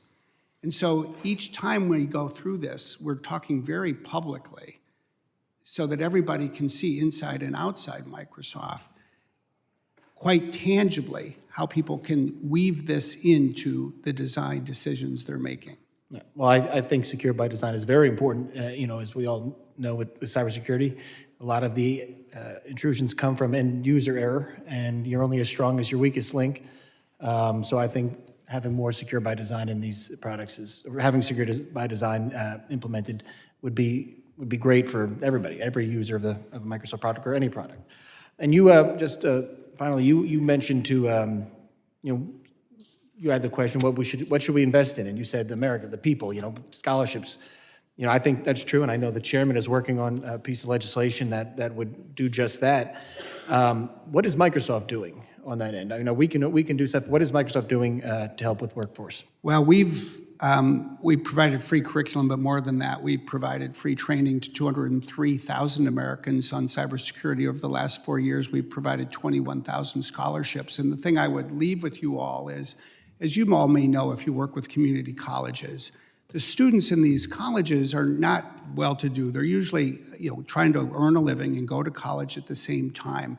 And if something goes wrong in their life, it can just throw them out of the ability to go to community college. These don't have to be hugely expensive scholarships, but they are so impactful. And I would really hope and ask and encourage you all. I know Mr. Magaziner is a sponsor on one of these bills. The chairman, you're crafting these things. If you can make it a priority, it will help everybody. Thank you very much. I know I'm a little over. I yield back. Gentleman yields. I now recognize Mr. Ivy for 5 minutes of questioning. Thank you, Mr. Chairman. I appreciate that. Mr. Smith, thank you for being here today. We appreciate your presence. I wanted to ask, this might be a little off the beaten path here, but about AI. The representative from New York, Ms. Clark, allowed me to join on to a bill of hers that goes to AI deepfakes and the like. And we've got legislative efforts to fix these issues. Part of it might entail litigation and the like, but my sense of this is that as a remedy, it just takes too long to implement it in a way to address one of these things. On the radio the other day, they were talking about middle school bullying is now using sexual deepfakes. Guys are putting up pictures of preteen girls in some instances with, that are deeply psychologically damaging to them. So since litigation and legislation, we have to make those adjustments to address the problem. But I mean, I think a bigger part of it's going to have to be technological. Yeah. And to address the AI aspect of it, it seems to me that we need an AI counter to that. I don't know what's coming along those lines, but I'd like to know if Microsoft or if you're aware of anything that's being developed that could help with that to address that issue in the very near future. Yes, and I mean, first of all, I appreciate your focus on this. I was watching the hearing you all had a couple weeks ago on AI, and you were raising it there, and I think that's a good thing. First, I think we need to understand the problem. I think you captured it well. We are seeing the creation of AI-based deepfakes, in a way that can threaten candidates, all of you, to be honest, this year. Well, I'll come to elections in a minute. Okay. Yeah. But as well as, say, teenage girls, women, many others. So the solution is threefold. One, put in place more guardrails around our legitimate products so it's harder for people to use it for abusive purposes. The second is use AI to Give me an example of the guardrails. Basically, when we have products, we have some ourselves, Microsoft Designer, you build in an architecture, it has classifiers so that if someone is going to do something, you detect what they're doing, and in certain cases, you stop them from doing it. So if they, feed up, they try to take a photo of someone and remove their clothes, you say, no, that's not allowed. I mean, things about as straightforward as that. But there's a complex and I think very sophisticated architecture involved. Second, AI is very good at detecting the use of AI to create images, and it's always going to be a cat and mouse game, and you get the debates among the technology experts. But I have a level of optimism myself about what I see our people in our AI for Good lab doing to detect these problems. Third, you got to be able to respond. You've got to be able to use AI then to stop it or to take it off a platform. And we do need good old-fashioned education so that people are aware, so that parents are aware of what their kids might be doing or the problems, the abuses their kids may be facing.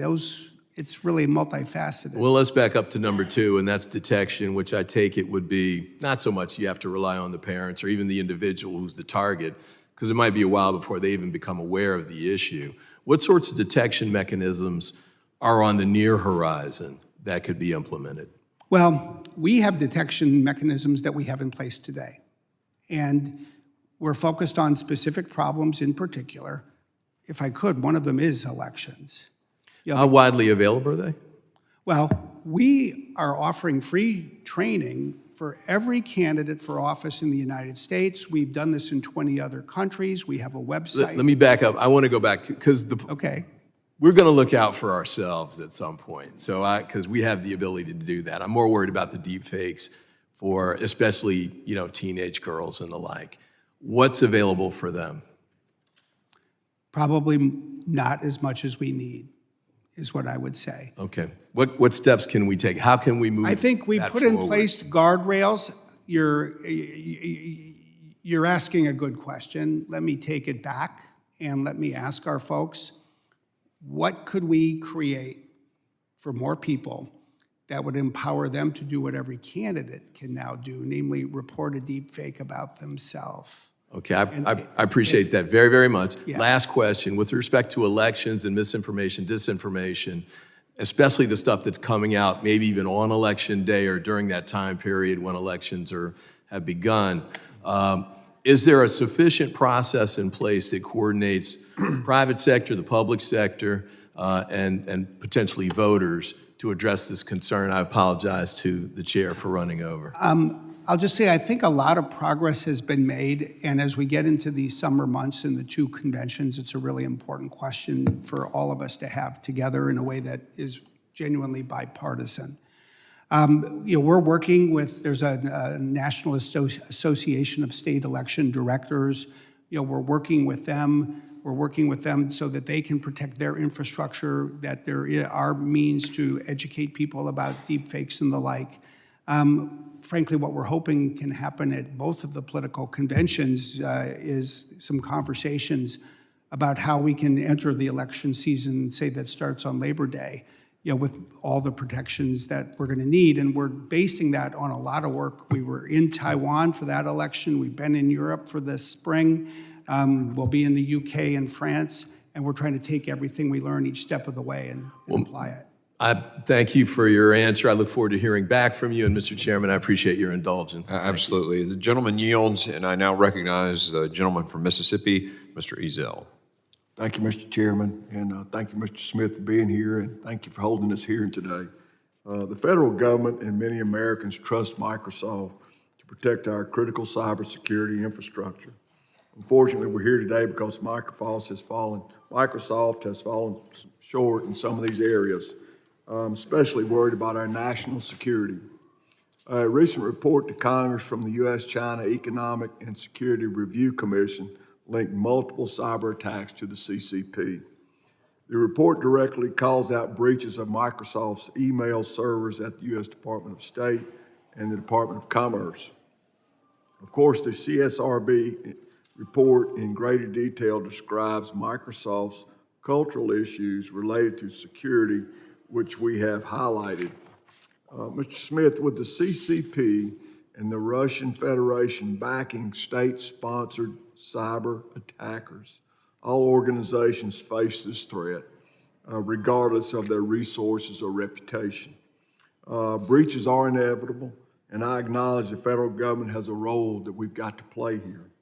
However, despite being known as a leader in defending against attacks, it appears that Microsoft has had some failures which could have been avoidable, and I know you've addressed this. But I want to discuss the company's other investments, specifically its AI offerings, and how it could relate to your plan to improve its cyber capabilities. I'll start by asking you, do you believe that AI becomes integrated into more products and services, the potential for attacks increases? I think we'll see two things almost inevitably, and perhaps we soon or already are. One is our adversaries will use AI to try to pursue more sophisticated attacks. But second, we are already using AI to strengthen security defenses. And I have to say, I'm very optimistic about what AI can and already is being used to do to strengthen cybersecurity protection in two ways. One, AI is especially good at detecting anomalies in data, looking for patterns. And we have threat hunting teams at Microsoft. We probably have more threat hunting teams than anybody else. But seeing what people can do when they have AI to help them detect these patterns, that is key. And that's going to be important across the industry. The second is to help the chief information security officers, the CISOs, the cybersecurity professionals across the country. So, we've got a product, a cybersecurity co-pilot. Others will have similar things. It basically takes a lot of work that these folks have to do, and it helps them do it faster. It helps them do it better. And I think that that's going to be a good step as well. Go back to this gap, the 400,000 open jobs. Hopefully what AI will do is, in effect, lower the barrier to entry because an individual who wants to join this profession, and I hope more people will, they'll say, hey, I don't have to learn everything I might have had to learn 5 years ago because now I have an AI tool that will help me as well. And I think we're seeing that now. We're going to see it accelerate in the next couple of years. Thank you. What specific cybersecurity measures is Microsoft implementing to protect the additional surface for attacks? What are you doing additionally to protect? Your question goes to detection. Yeah. And that's a critical piece.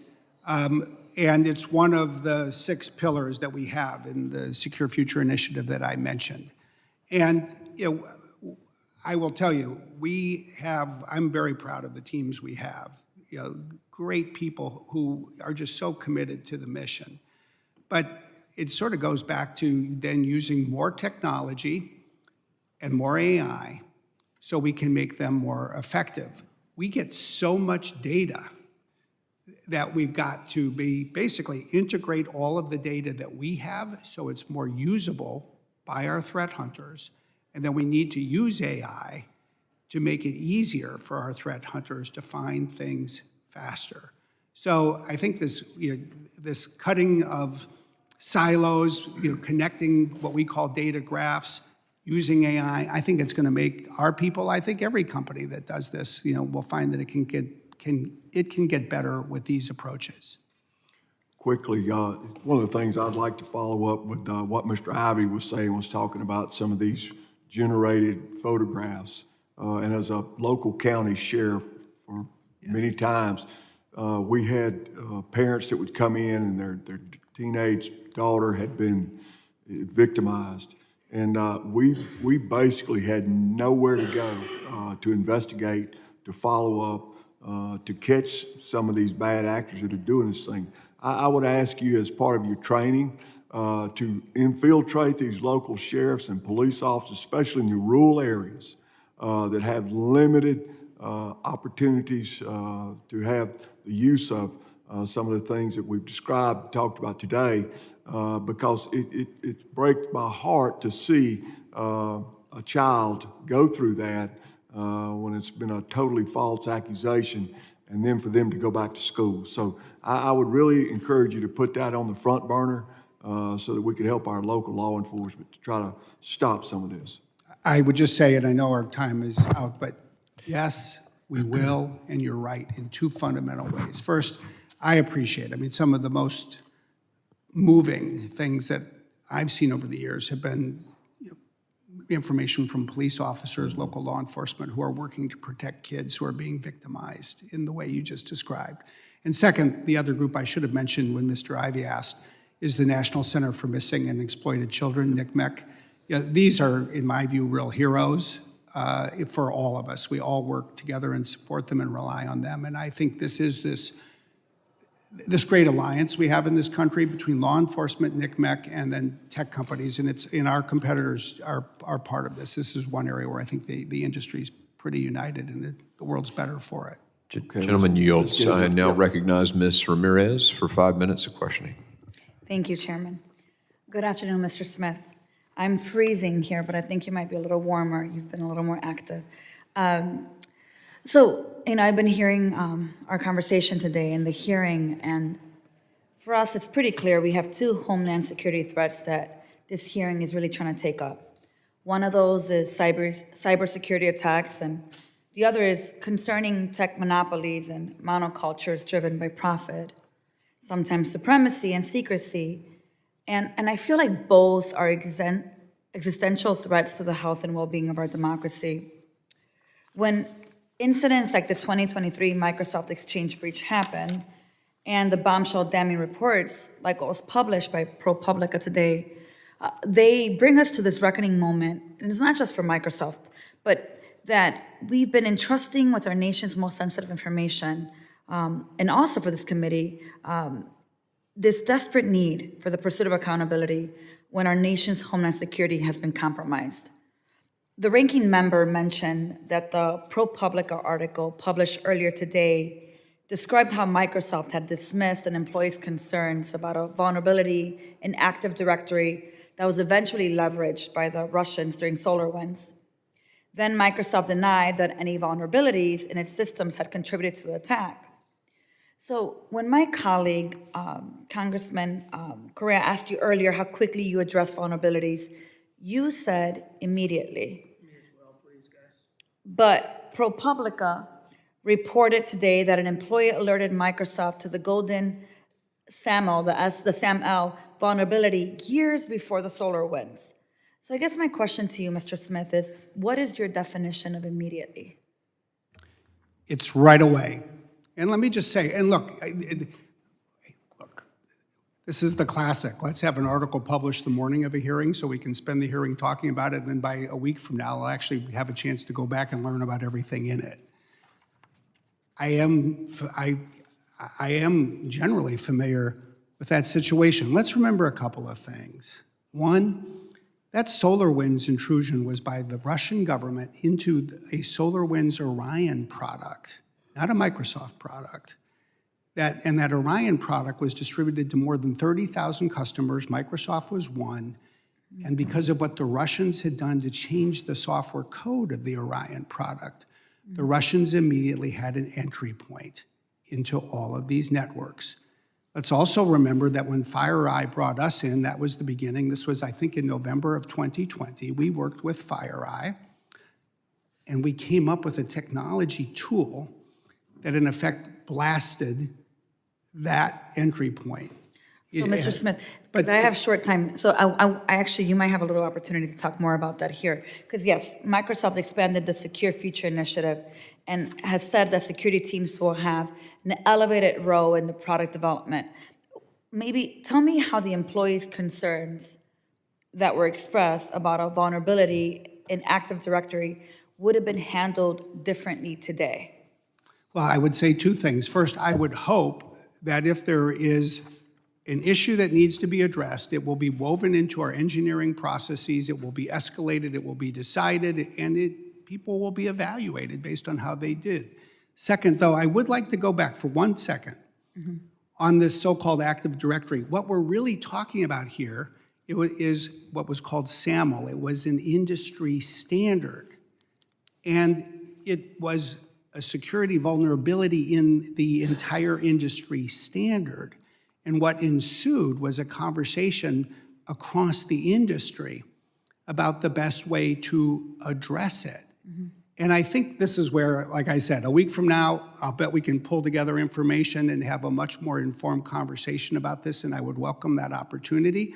But I think what's most important for today is simply to note how we are changing our engineering processes, how we are integrating security by design, how we are changing the way employees review themselves, how we elevate these issues and reward people for finding, reporting, and helping to fix problems.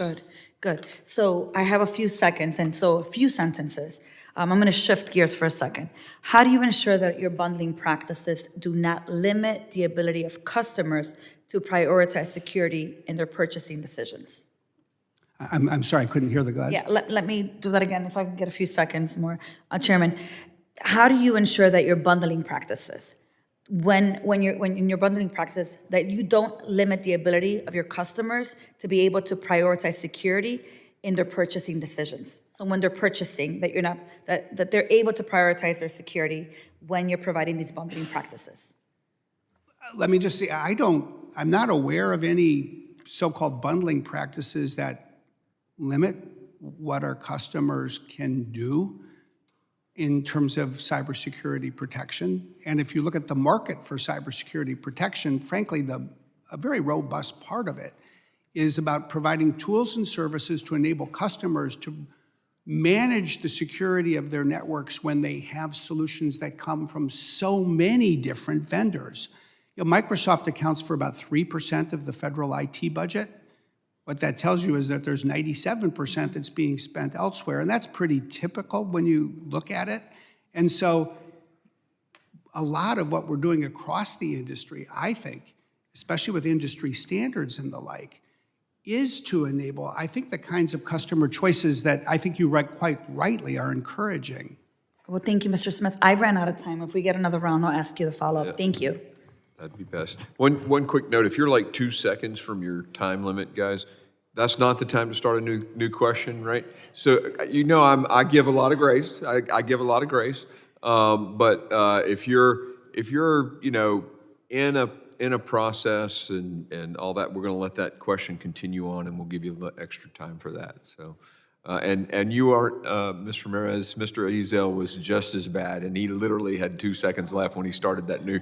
So, I now recognize Mr. D'Esposito for 5 minutes of questioning. Well, thank you, Mr. Chairman. Mr. Smith, the CSRB report stated that Storm 0558 had access to some of these cloud-based mailboxes for at least 6 weeks. Can you tell us who discovered that the system had been compromised and how they did so? Well, I think Ranking Member Thompson identified this early on in the hearing, that in fact, I think we got notification from the State Department that they had seen an anomaly in their email system. So they informed us of this last June. Our initial reaction was that this was something that was a token that was being generated through a stolen key at the State Department or in the government. I remember 7:30 in the morning, I was notified about this on a Saturday morning. And I was on the phone with Satya Nadella, our CEO, probably within 30 to 60 minutes, but we thought it was confined to that. It took somewhere between a few days to a week or more for us to come to the conclusion that it was broader than that. Okay, and obviously, do you believe that Microsoft should have been able to realize that you were compromised before the State Department? You always want to be the first in life in everything.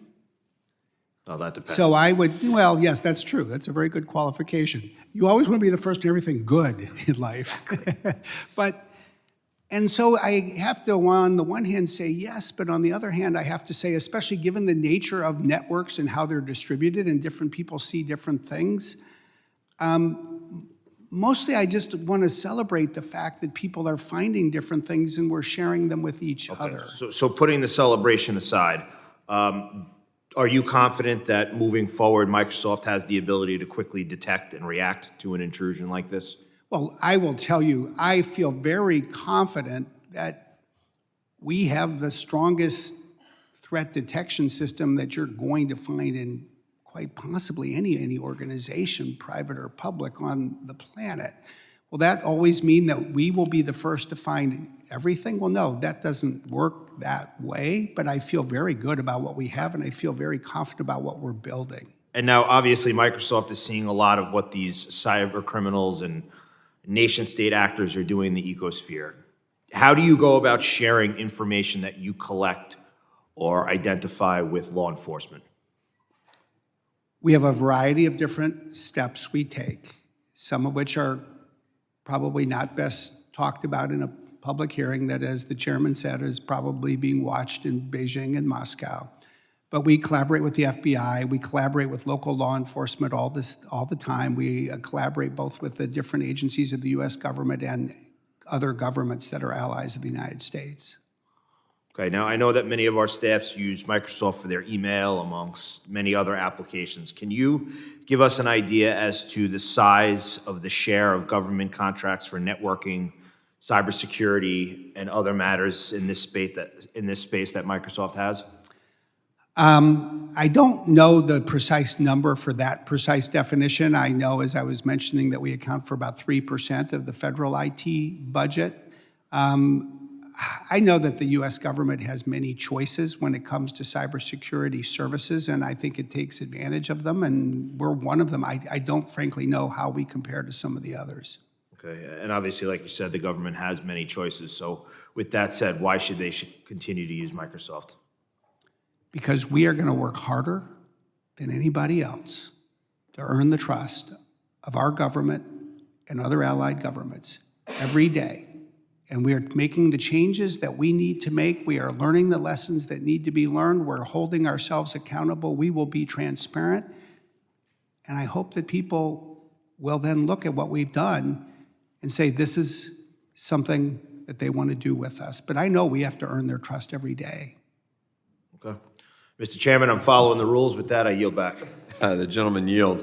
I now recognize Mr. Menendez for 5 minutes questioning. Thank you, Mr. Chair, and thank you, Mr. Smith, for appearing here today. In 2002, Bill Gates issued a memo to Microsoft employees, which stated in part, quote, "Flaws in a single Microsoft product, service, or policy not only affect the quality of our platform and services overall, but also our customers' view of us as a company. So now, when we face a choice between adding features and resolving security issues, we need to choose security." 2002. Last month, Microsoft's chairman and CEO in a blog post to Microsoft employees stated, "If you're faced with a trade-off between security and another priority, your answer is clear. Do security." 2024.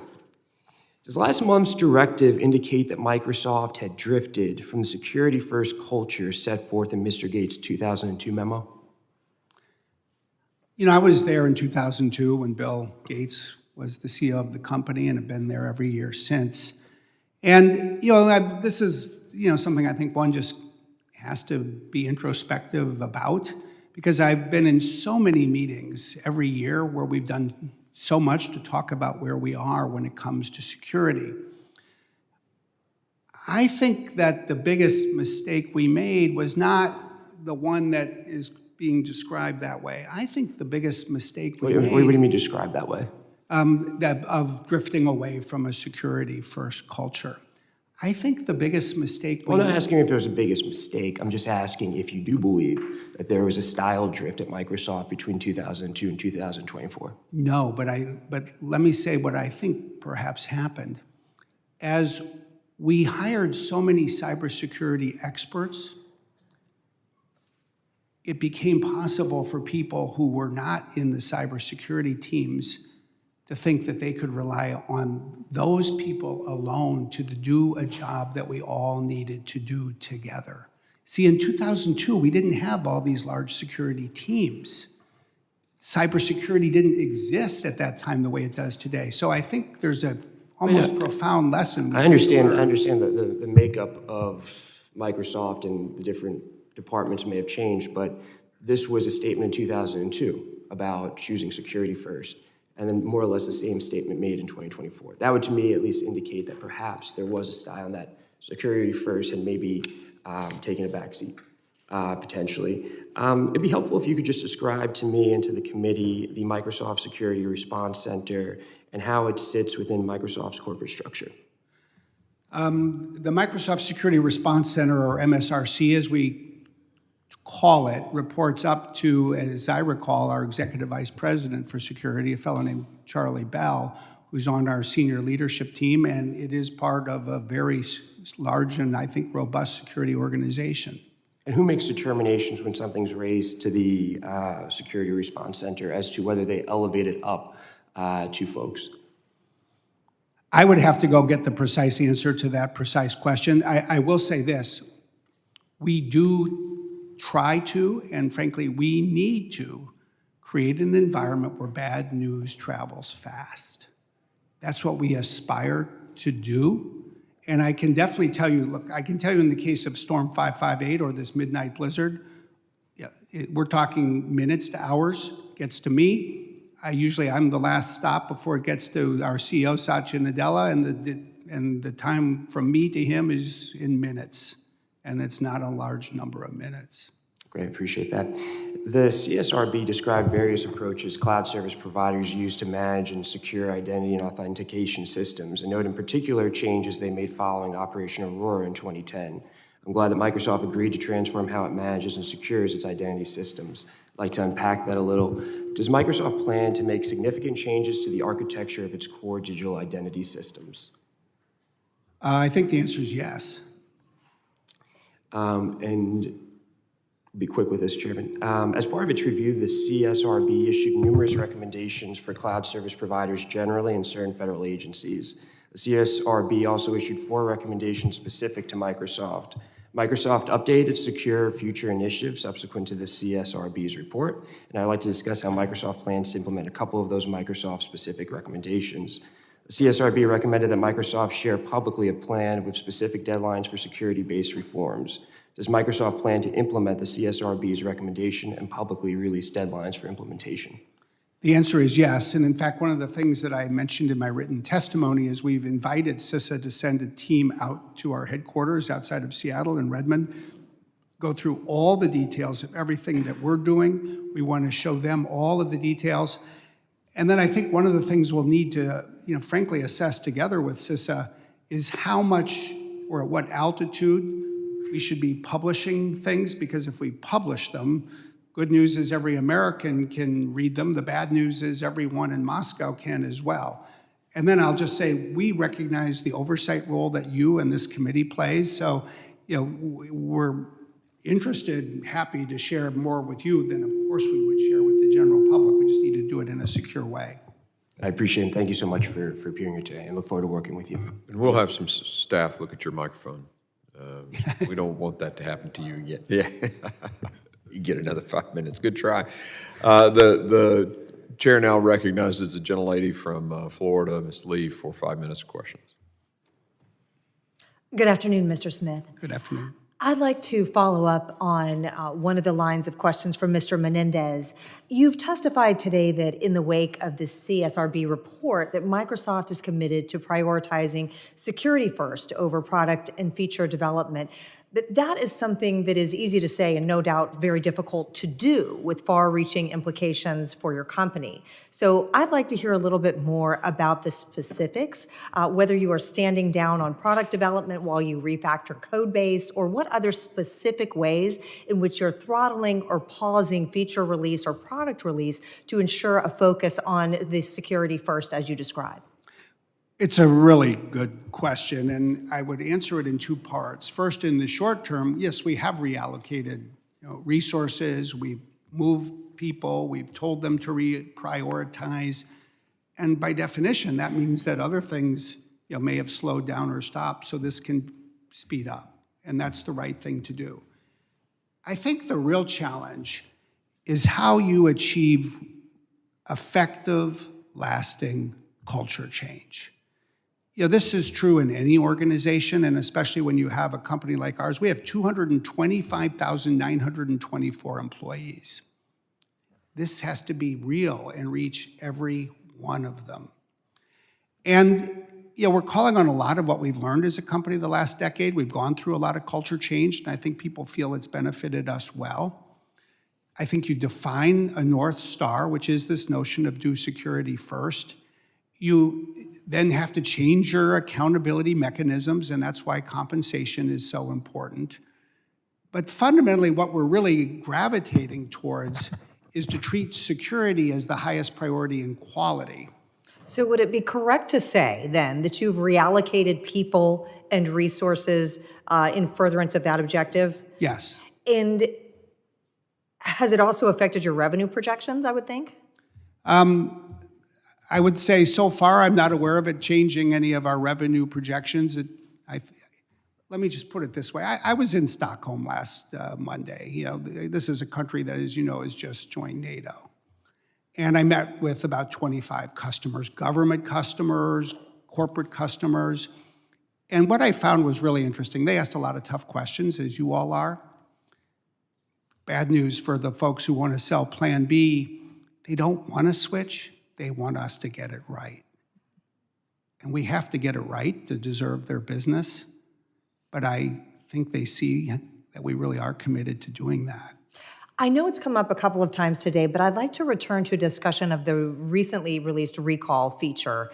You mentioned security by default, but that endeavor is something that, if I understand correctly, presented a security exposure for users who might not have understood the nature of how it operated. So I'd like to hear more about how the status of that product rollout and how it is consistent with the security first approach and what's being done to make sure users are aware of the potential exposures or risks from using it. Yeah, I think I would start with this product hasn't yet been launched, the feature hasn't yet been finished, and we've had a process to share information and take lots of feedback. We've designed it so it's off by default, so that people have to choose to turn it on, and we can share information with them before they make that decision. We've designed the feature so that the information always stays on one's own PC. Doesn't go to Microsoft, it doesn't go anywhere else. We've combined it with a hardening of the security in Windows for every part of the computer and not just this feature alone. And then we've added additional features that encrypt data, that decrypt it just in time. So we're trying to take a very comprehensive approach to addressing all of the security and privacy issues as well. And we're trying to do it in a dialogue. Because when you do create technology, I think one of the mistakes you can make is to think that you have all the answers. You only get to the best answers when you have these kinds of collective and public conversations. So in an attempt to comply with the chairman's guidance, I'll touch on my last question, which is a bit of a shift in gears, and that is, I'd like to hear more about one of the things that was identified in the report as an area in need of improvement was victim notification. So I'd like for you to elaborate a little bit more on your thoughts and going forward plan on how to improve victim notification. Let me try briefly to address this, because this is a really important topic, and it's a hard one for us and everybody. When we find that someone has been a victim of an attack, it doesn't mean that the fault was ours, it's just that our threat detection system may have found it. We need to let them know. Well, how do you let somebody know? If it's an enterprise, we probably have a connection. There's probably somebody there we can call. But if it's a consumer, like a consumer-based email system, we don't necessarily know who the human is. We just have an email address. So we send an email. There was a member of Congress we sent an email to last year. That member of Congress did what you sort of expect. They said, well, that's not really Microsoft, is it? It's spam. And then we call somebody. Believe me, we've called people and they say, oh, give me a break. You're not Microsoft. You're just one more, fraud enterprise. That's the world in which we live. And so the CSRB report has a great recommendation on this. It's to create the equivalent of the Amber Alert. But it will require support from Congress, that CISA lead this, that the tech sector and probably the telecommunications companies and the phone makers and the phone operating system makers all come together. This would be a huge step forward. Gentlelady yields. I now recognize Mr. Swazi for his 5 minutes of testimony. Thank you, Mr. Chairman. I want to thank you and the ranking member for holding this hearing. Holding Microsoft accountable is a good idea, and I think that Mr. Smith has demonstrated he's taken his father's advice. I think you said it was your father that said nobody ever died by using humility. I don't know if he said it, but he's still alive today. He's probably watching this, for gosh sakes. Well, it is definitely something he taught me. You've definitely taken accountability here today, and we appreciate that. And let me just ask, what percentage of Microsoft's business comes from governments? If I had to guess, it's less than 10% globally. And so what percentage of it is from just the federal government itself? Not that much. We love the federal government. It is a big customer. It's one of our biggest, and it's the one that we're most devoted to, but it's not the big source of our revenue. Couple percent. So you mentioned earlier that there are 300 million cyber attacks a day.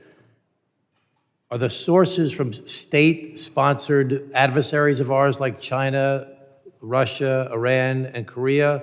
Is it from organized crime, or is it from individuals who are doing this? I would say most of it comes either from those 4 nation states or ransomware operators. We track over 300 organizations, and those 300 account for by far the highest percentage. So can you give a percentage for how much is from the state actors versus the ransomware people? Or the state actors sometimes ransomware activists also? I can. I'm forgetting off the top of my head, but we can easily get that to you. Yeah, I will say, in addition to being a substantial percentage, they're by far the most sophisticated and serious. So my big concern for our country is how divided we are. And our country's divided because of our members of Congress. There's 435 of us. 380 of them are in safe seats, so they don't have to worry about the people per se. They only have to worry about the people in primaries. So they pander to their base. So that divides us. And then social media, the people get the most attention on social media, people say the most extreme things. And then cable news, Tucker Carlson was the most followed person on Fox before he left. Rachel Maddow, They've got 4 million viewers, 3 million viewers. They're kind of playing to the extremes. But our foreign adversaries, Chinese Communist Party, Russia, Iran, and North Korea, are taking disinformation and trying to divide us every day by taking messages that we're fighting about already and blowing them up bigger than ever. We need the great corporate citizen, Microsoft, and other great corporate citizens to team up with the people of the United States of America and their governments to figure out how we're going to stop this attack, because they're trying to destroy us from within by dividing us, using technology and disinformation and cybersecurity attacks on a regular basis to destroy us. So what can we do to team up more effectively? And what are the partners other than the United States government and Microsoft should we try and bring into this partnership to try and save our country from this division that is being exacerbated by our foreign adversaries? Well, there's lots of great companies in our industry that are doing great things, in all areas of the industry. And the good news is, especially there's this extraordinary CISO, Chief Information Security Officer community, where people work together across industry boundaries. But we need to advise the public about what's happening. Exactly. And I think we need processes to do that. And I would say at the end of the day, look, I think the point you just made is maybe the most important point that could be made at this hearing, because the greatest threat to this country in this space comes if our adversaries coordinate and unite, and we should assume that they not only can, but they will. They are. And the greatest weakness of this country is that we're divided, not just politically, but in the industry as well. And we just always have to remember that if we can find a way to summon the ability to work together, you all, if you can work together across the aisle, and we in our industry can work across the industry, and then we unite together with new processes that are probably government-sponsored, and some of them exist, including through CISA, so we can do what you just described, and among other things, help people learn, and also take the steps to hold these adversaries accountable so we can start to change what they are doing. Thank you, Mr. Smith. That's what we Mr. need Chairman, Ms. Chairman, I'd like to participate in an effort by this committee, bipartisan, in some way, working with industry to come together as a team to figure out what we can do as a country to identify these threats, notify the public as to what's happening to them on a regular basis, and how we as a country, corporate, public-private partnership, can unite to fight against our foreign adversaries that are trying to destroy our country. Thank you, Mr. Smith. The gentleman yields back. Thank you, Mr. Swazi. The gentleman from Texas is recognized for 5 minutes. Thank you, Madam Chairman. Good afternoon, Mr. Smith. Let's just chat a bit 5-10 years downstream. Tell me how Microsoft secures the network from nefarious or bad actors globally. What is the, and I won't say end game because I don't ever think there's going to be a finish line when it comes to just the artificial intelligence, machine learning, or the cyberspace. But what is Microsoft doing? And the kill chain results from this little guy right here, but maybe there's nothing we can do to stop the amount of actors that attack this every single day. But we may not be able to talk about an open setting, but is there an end game? Is there a way to secure the network where bad actors cannot have these breaches? I would say two things. First, if you look at the current course and speed, this is probably, for the time being and until the geopolitical environment in the world changes, a bit of a forever war in cyberspace with constant combat. And I would hope that that would change, but we can't assume that it will. So what can we collectively change? Well, first at Microsoft, I would not just hope, but fundamentally believe that, say, 5 years from now, we're going to have production systems, engineering systems, networking, identity systems that make it extraordinarily difficult and just beyond the economic reach of our most sophisticated and well-resourced adversaries to attack and breach. Is that moving the infrastructure completely to a cloud-based system? I do believe it is. I do think that the cloud is part of the answer, just not only for us, but for the other companies who are in the cloud services business. And I think that, in addition to what we do as a company, I would hope Look, just as we learn from our competitors, and that's a good thing, that we'll share what we're learning and our competitors will adapt as well. I think the thing we're going to have to do the most to internalize is just recognize that we'll do a lot of good things. Let's say we do every single thing that the CSRB has recommended, because that's what we are going to do.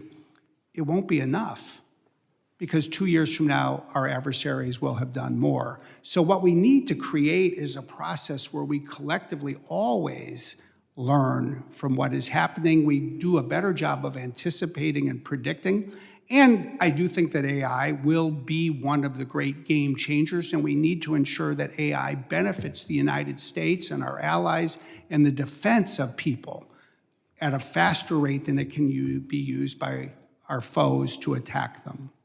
Inevitably, it's going to be the human variable that's removed from the cybersecurity space, and it's inevitably going to be completely AI-based. Is that a fair statement? I am very... sheer compute. There's a word out there I'm looking for, but I don't have it. Computation-based. I'm sorry. You know, the computer systems are the ones going to be running forward with this, which they already do. Let me just say, I am optimistic about what AI can do to strengthen cybersecurity defenses, but I think sometimes people in the world of technology actually run the risk of underestimating the power of people. What we should really bet on. Let me say out loud, as a congressional member, I would never do that. I want everybody to know that. What we should bet on, and what we should pursue as a country and as an industry, is the opportunity to enable people to stand on the shoulders of better technology. And if we can do that with AI, if that's the stronger foundation, we will enable our people, especially in this profession, to achieve so much more.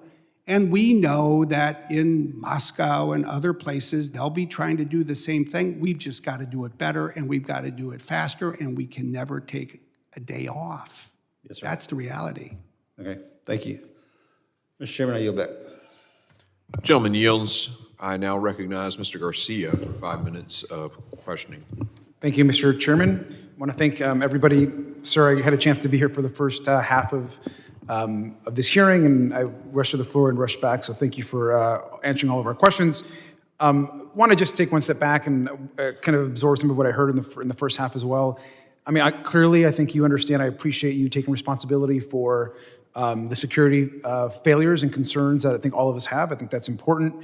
I also want to just broadly thank you. I mean, Microsoft and so many other companies have done incredible work to change the lives of Americans. Obviously, as someone that really believes in the power of technology and the incredible economic driver that you are to my state in California and other places, I don't want to sweep that part under the rug as well. So I thank you for your continued work. And this is an important, serious topic that we're discussing today. Every company, every government faces serious threats from hackers, from foreign intelligence services. I think we all know that. That's been established. Russia and China and other countries are trying to steal secrets, steal technology, steal patents. And it's not just within your company, but it's in companies, of course, all across our nation. It's important that we're here on a bipartisan basis. I also want to note, the report that we're reviewing today is a report from CISA, and I want to encourage us to support CISA as an organization. There have been some of my colleagues that want to abolish CISA. They wanted to reduce support for strengthening cybersecurity in our country, and I think that would be a huge mistake. And so I would encourage us to continue to work with CISA and other agencies to make our systems more secure. I also want to just note that what I believe is that we need more federal intervention and partnerships, not less, with Microsoft and other technology companies. It's important that we continue to work.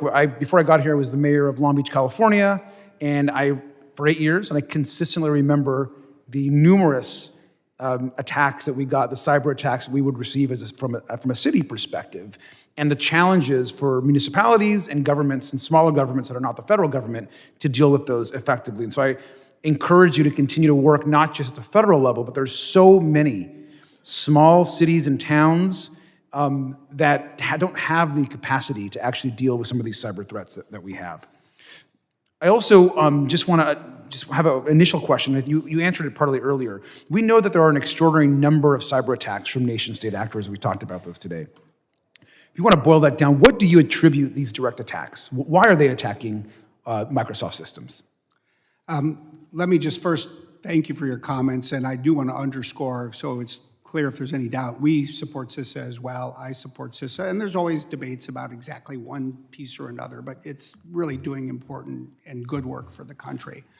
I think it's really important to look at the motivations of nation-state actors as well as criminal enterprises and just understand what they're doing. And I would say over the last year, we've seen on the nation-state side, broadly speaking, three kinds of motivations. One is access to information, surveillance, including of other governments, but not governments alone. And so, of course, they go to where the information is located, which does include our cloud services.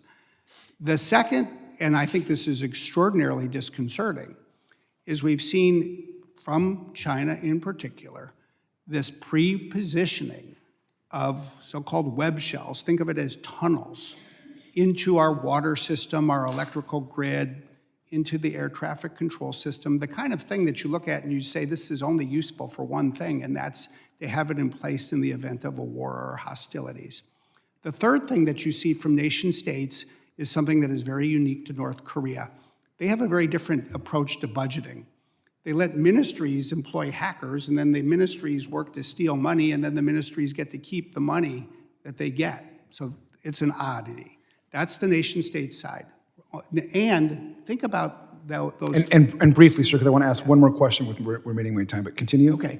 On ransomware, it's all about making money. That's right. Unfortunately. No, I appreciate that. And I just want to take a moment to also commend the State Department Security Operations. They've been involved with you and a lot of other organizations. Their infrastructure, which needs to be strengthened, does a lot of this work, and so I want to uplift them as well. You know, lastly, I wanted to mention, in the CSRB report, there was a recommendation to create some type of Amber Alert system, some kind of notification system. We're all concerned about these cybersecurity threats. Does Microsoft support this recommendation, and can you expand a little bit on that? Yes, and I was talking about this a little bit when you had to leave. I think it could be extraordinarily helpful for our entire industry, for everybody who uses technology, for consumers in particular. I hope that we will find a way to work together to make it a reality. Well, thank you. I yield back. Gentleman yields. I now recognize Mr. Strong for 5 minutes of questioning. Mr. Smith, I appreciate you being here today, and most of all, I appreciate your humbleness. We've had people sit right before this committee, cabinet members, tell us that the southern border, that they've got it under control, and 3 years later, 3.5 years later, they sit right there and tell us that more than 10 million people have illegally crossed that southern border.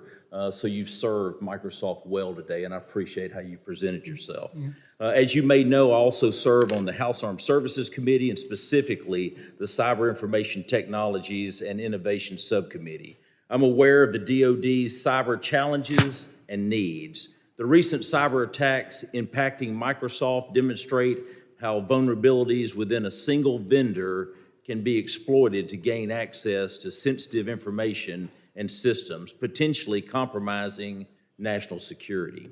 Can you please explain, from your perspective, the risk posed by the DoD's reliance on a single source vendor? Well, I guess the first thing I would say is, I don't see the DoD moving to rely on anybody as a single source in the technology space. There's a lot of competition that's alive and well at the DoD, and I think that's a good thing. And then the other thing I would say is, just as there is risk in relying on one vendor, there's risks in relying on multiple vendors. I would still rely on multiple, so I don't want anybody to be thinking I'm saying something I'm not.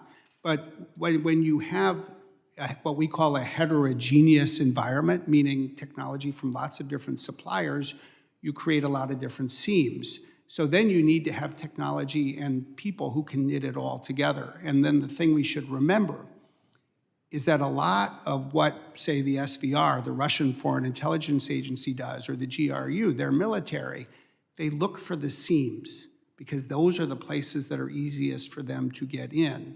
So fundamentally, whether you have one vendor or several, the challenge is similar. We all need to work together and just keep making progress. Thank you. Would you agree that the vendor responsible for developing and running hardware and software programs for the DoD should not be the same vendor responsible for testing security, conducting security audits, or reporting on security?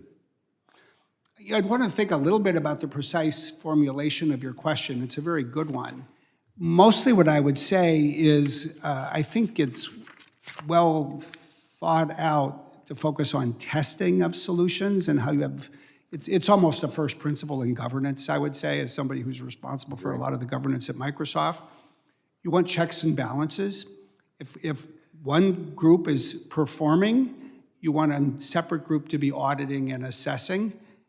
And I think that's true in a company. It's maybe even more necessary in a government. I agree. My friend from New York briefly touched on this. Specifically, what are the security implications of China and other potential threat actors having access into your network for so long? What is the threat of that? You know, thank goodness it was discovered. Yeah.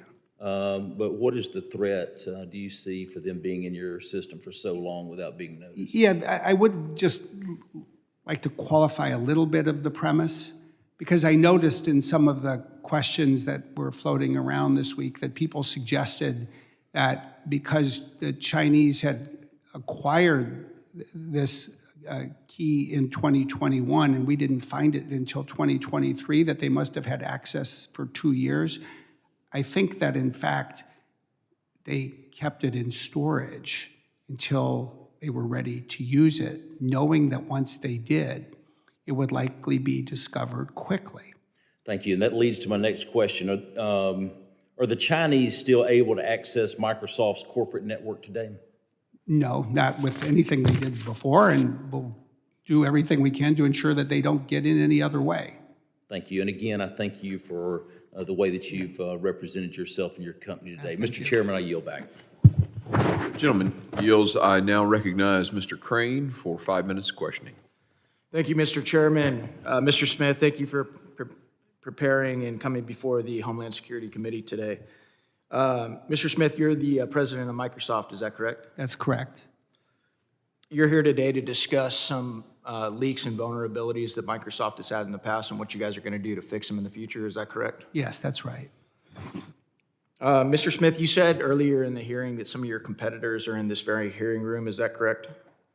So I've been told. They could raise their hands if you ask them, but it's probably not the best use of time. Okay. So would it be fair to say, Mr. Smith, that you understand the importance of being strong and formidable today with some of your opponents or competitors in the room? I'm sorry, I didn't hear. Do you understand the importance of appearing strong and formidable today because some of your opponents and competitors are in the room? I think the reason that, I don't know if I would use the word strong or formidable. I think the reason we need to be responsible and resolute is because of our adversaries abroad, not so much the competition in the industry. How about this, Mr. Smith? Have you ever heard the saying that weakness is provocative? I've heard similar things. I don't know if I've heard that one in particular, but I understand it. Well, you're running one of the most powerful corporations in the world, so I'm sure that that's something that's not completely alien to you, right? Yeah, let me put it this way.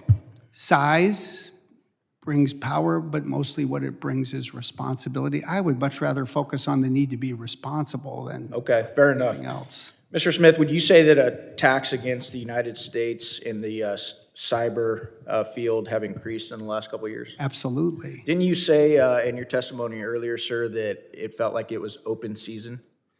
Yeah, or yes, I did say that, and I think that's right. And it is an open season on U.S. targets by certain foreign adversaries. How many attacks are you guys seeing a day, Mr. Smith?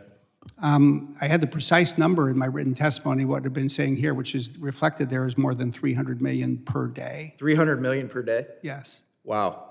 Mr. Smith, you're aware you're in the Homeland Security Committee, is that Yes, absolutely. So you understand that the scope of the Homeland Security Committee is much larger than just cyber attacks, is that correct? Absolutely. Good. Are you aware, Mr. Smith, that there was reporting just this last week that 8 individuals with ties to ISIS were arrested this week in multiple U.S. cities? Did you hear that story? Actually, I was not until you just told me. Okay, well, that happened this week. How about this one, Mr. Smith? Are you aware of the reporting that Russian ships were 30 miles off the coast of Florida just this week as well? I did hear that or read about it. Yeah. One of my colleagues asked you, sir, he said, what can we do to help you? And nobody really wants to say it in this room, but I'm just going to say it. One of the things that we can do to help you is actually get stronger leadership that's respected around the world. That's actually one of the big problems here. And I think everybody in this room actually knows that. And so that is one of the things that I think that we're going to be doing. But the other thing I wanted to point out, Mr. Smith, is this isn't an isolated incident, right? All these increased cyber attacks that we're seeing, right? We're seeing attacks across the board, and everybody in this room knows it. We're seeing it at the border. We're seeing Russian ships off the coast of Florida. Just this week, 8 individuals with affiliation to ISIS were captured in multiple U.S. cities. And that's why I started my questioning, sir, with weakness is provocative, and if you knew what that meant and what it meant to you. Yeah, I understand. Let me just be clear. I have expertise in one field, not in every field, but I understand what it means in my field. I know you do, sir. And we've said this for a long time in this country, peace through strength. There is something to that. And when the United States senses that we're weak, we're feckless, and we have weak and feckless leadership, these are the types of things that we see. And so I'm hoping that not only this body, but the American people can work together to get better leadership for this country, because I know it's going to impact your business.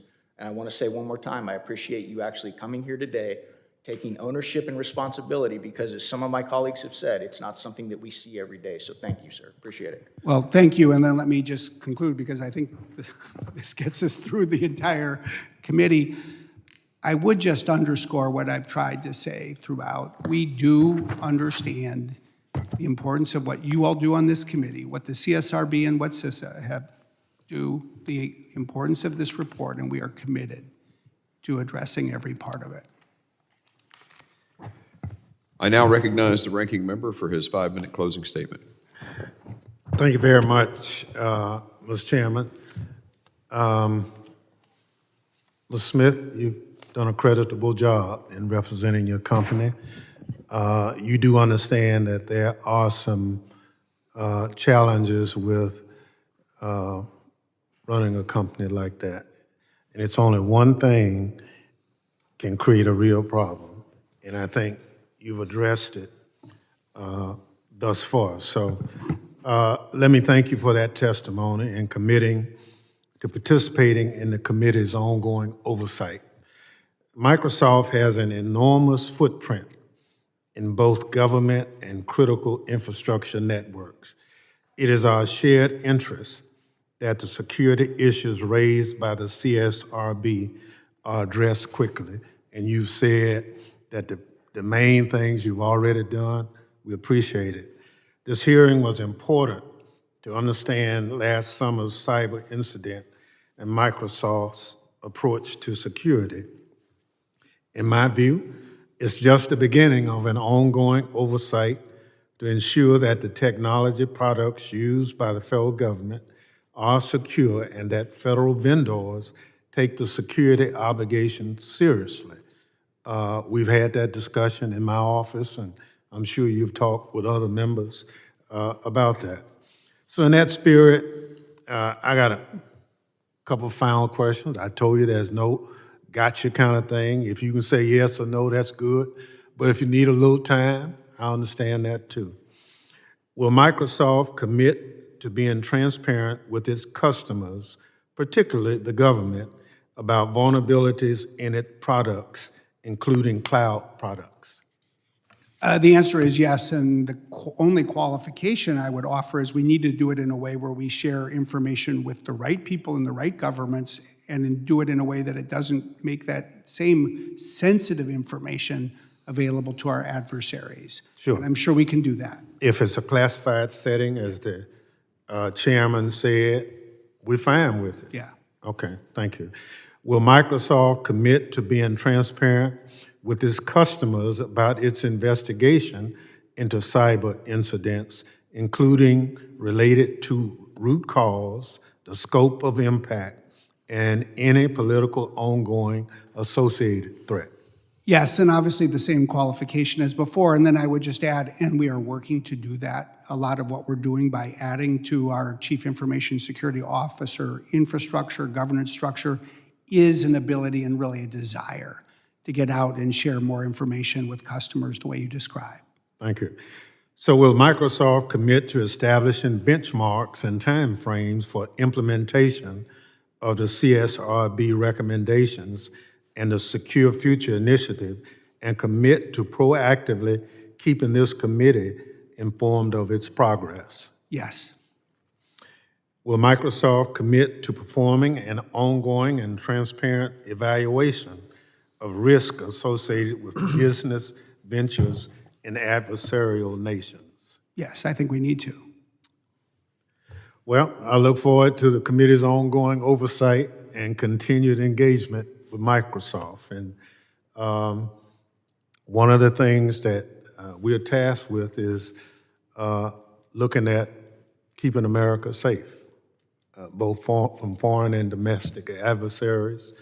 And obviously, cyber is, in everybody's opinion, a major threat. And so, but you have to talk to us. Believe me, I will. You have just defined not just the mission, but the cause. Thank you. That I think unites all of us. Thank you. I yield back, Mr. Chair. Gentleman yields. Thank you, Mr. Smith, for coming today, and I'll talk a little bit more about that. I also want to thank our members for what I think was a very collaborative and cooperative, good tone set of questions. We had, some important things to do here. Ask questions of accountability and to determine the responsiveness of the company to the report. But we also had to protect, because the bad guys were watching. And so we had to be careful. I want to thank you, too, for the time you've spent in our office just going over some of this stuff as well. I know you made yourself available both to the ranking member and myself, and really appreciate that.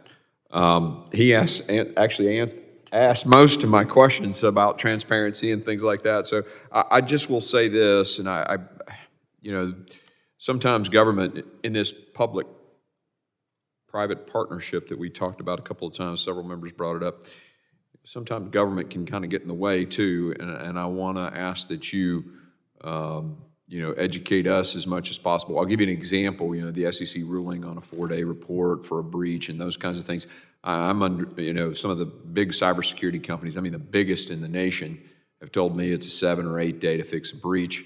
If we're announcing to the world that at 4 days we got a hole in the wall and it takes 7 days to close the hole, we're inviting, this is government forcing companies across the country to invite the enemy to come in, right? So that's a stupid regulation.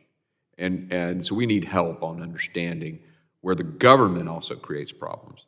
So I'd appreciate anything comes to mind you pick up the phone and call us, okay?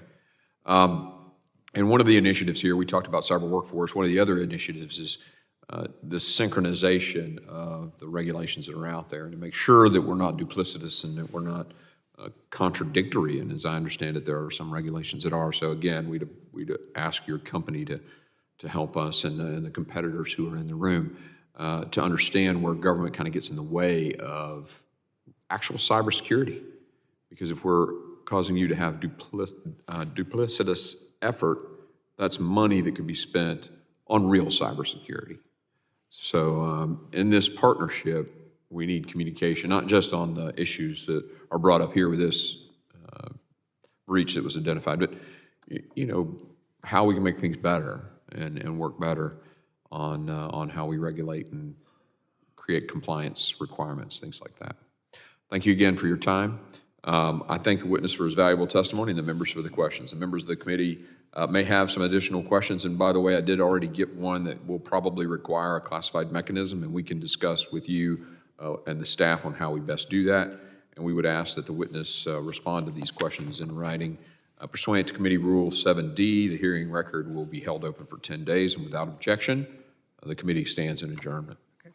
Thank you, Mr. Chairman. Thank you.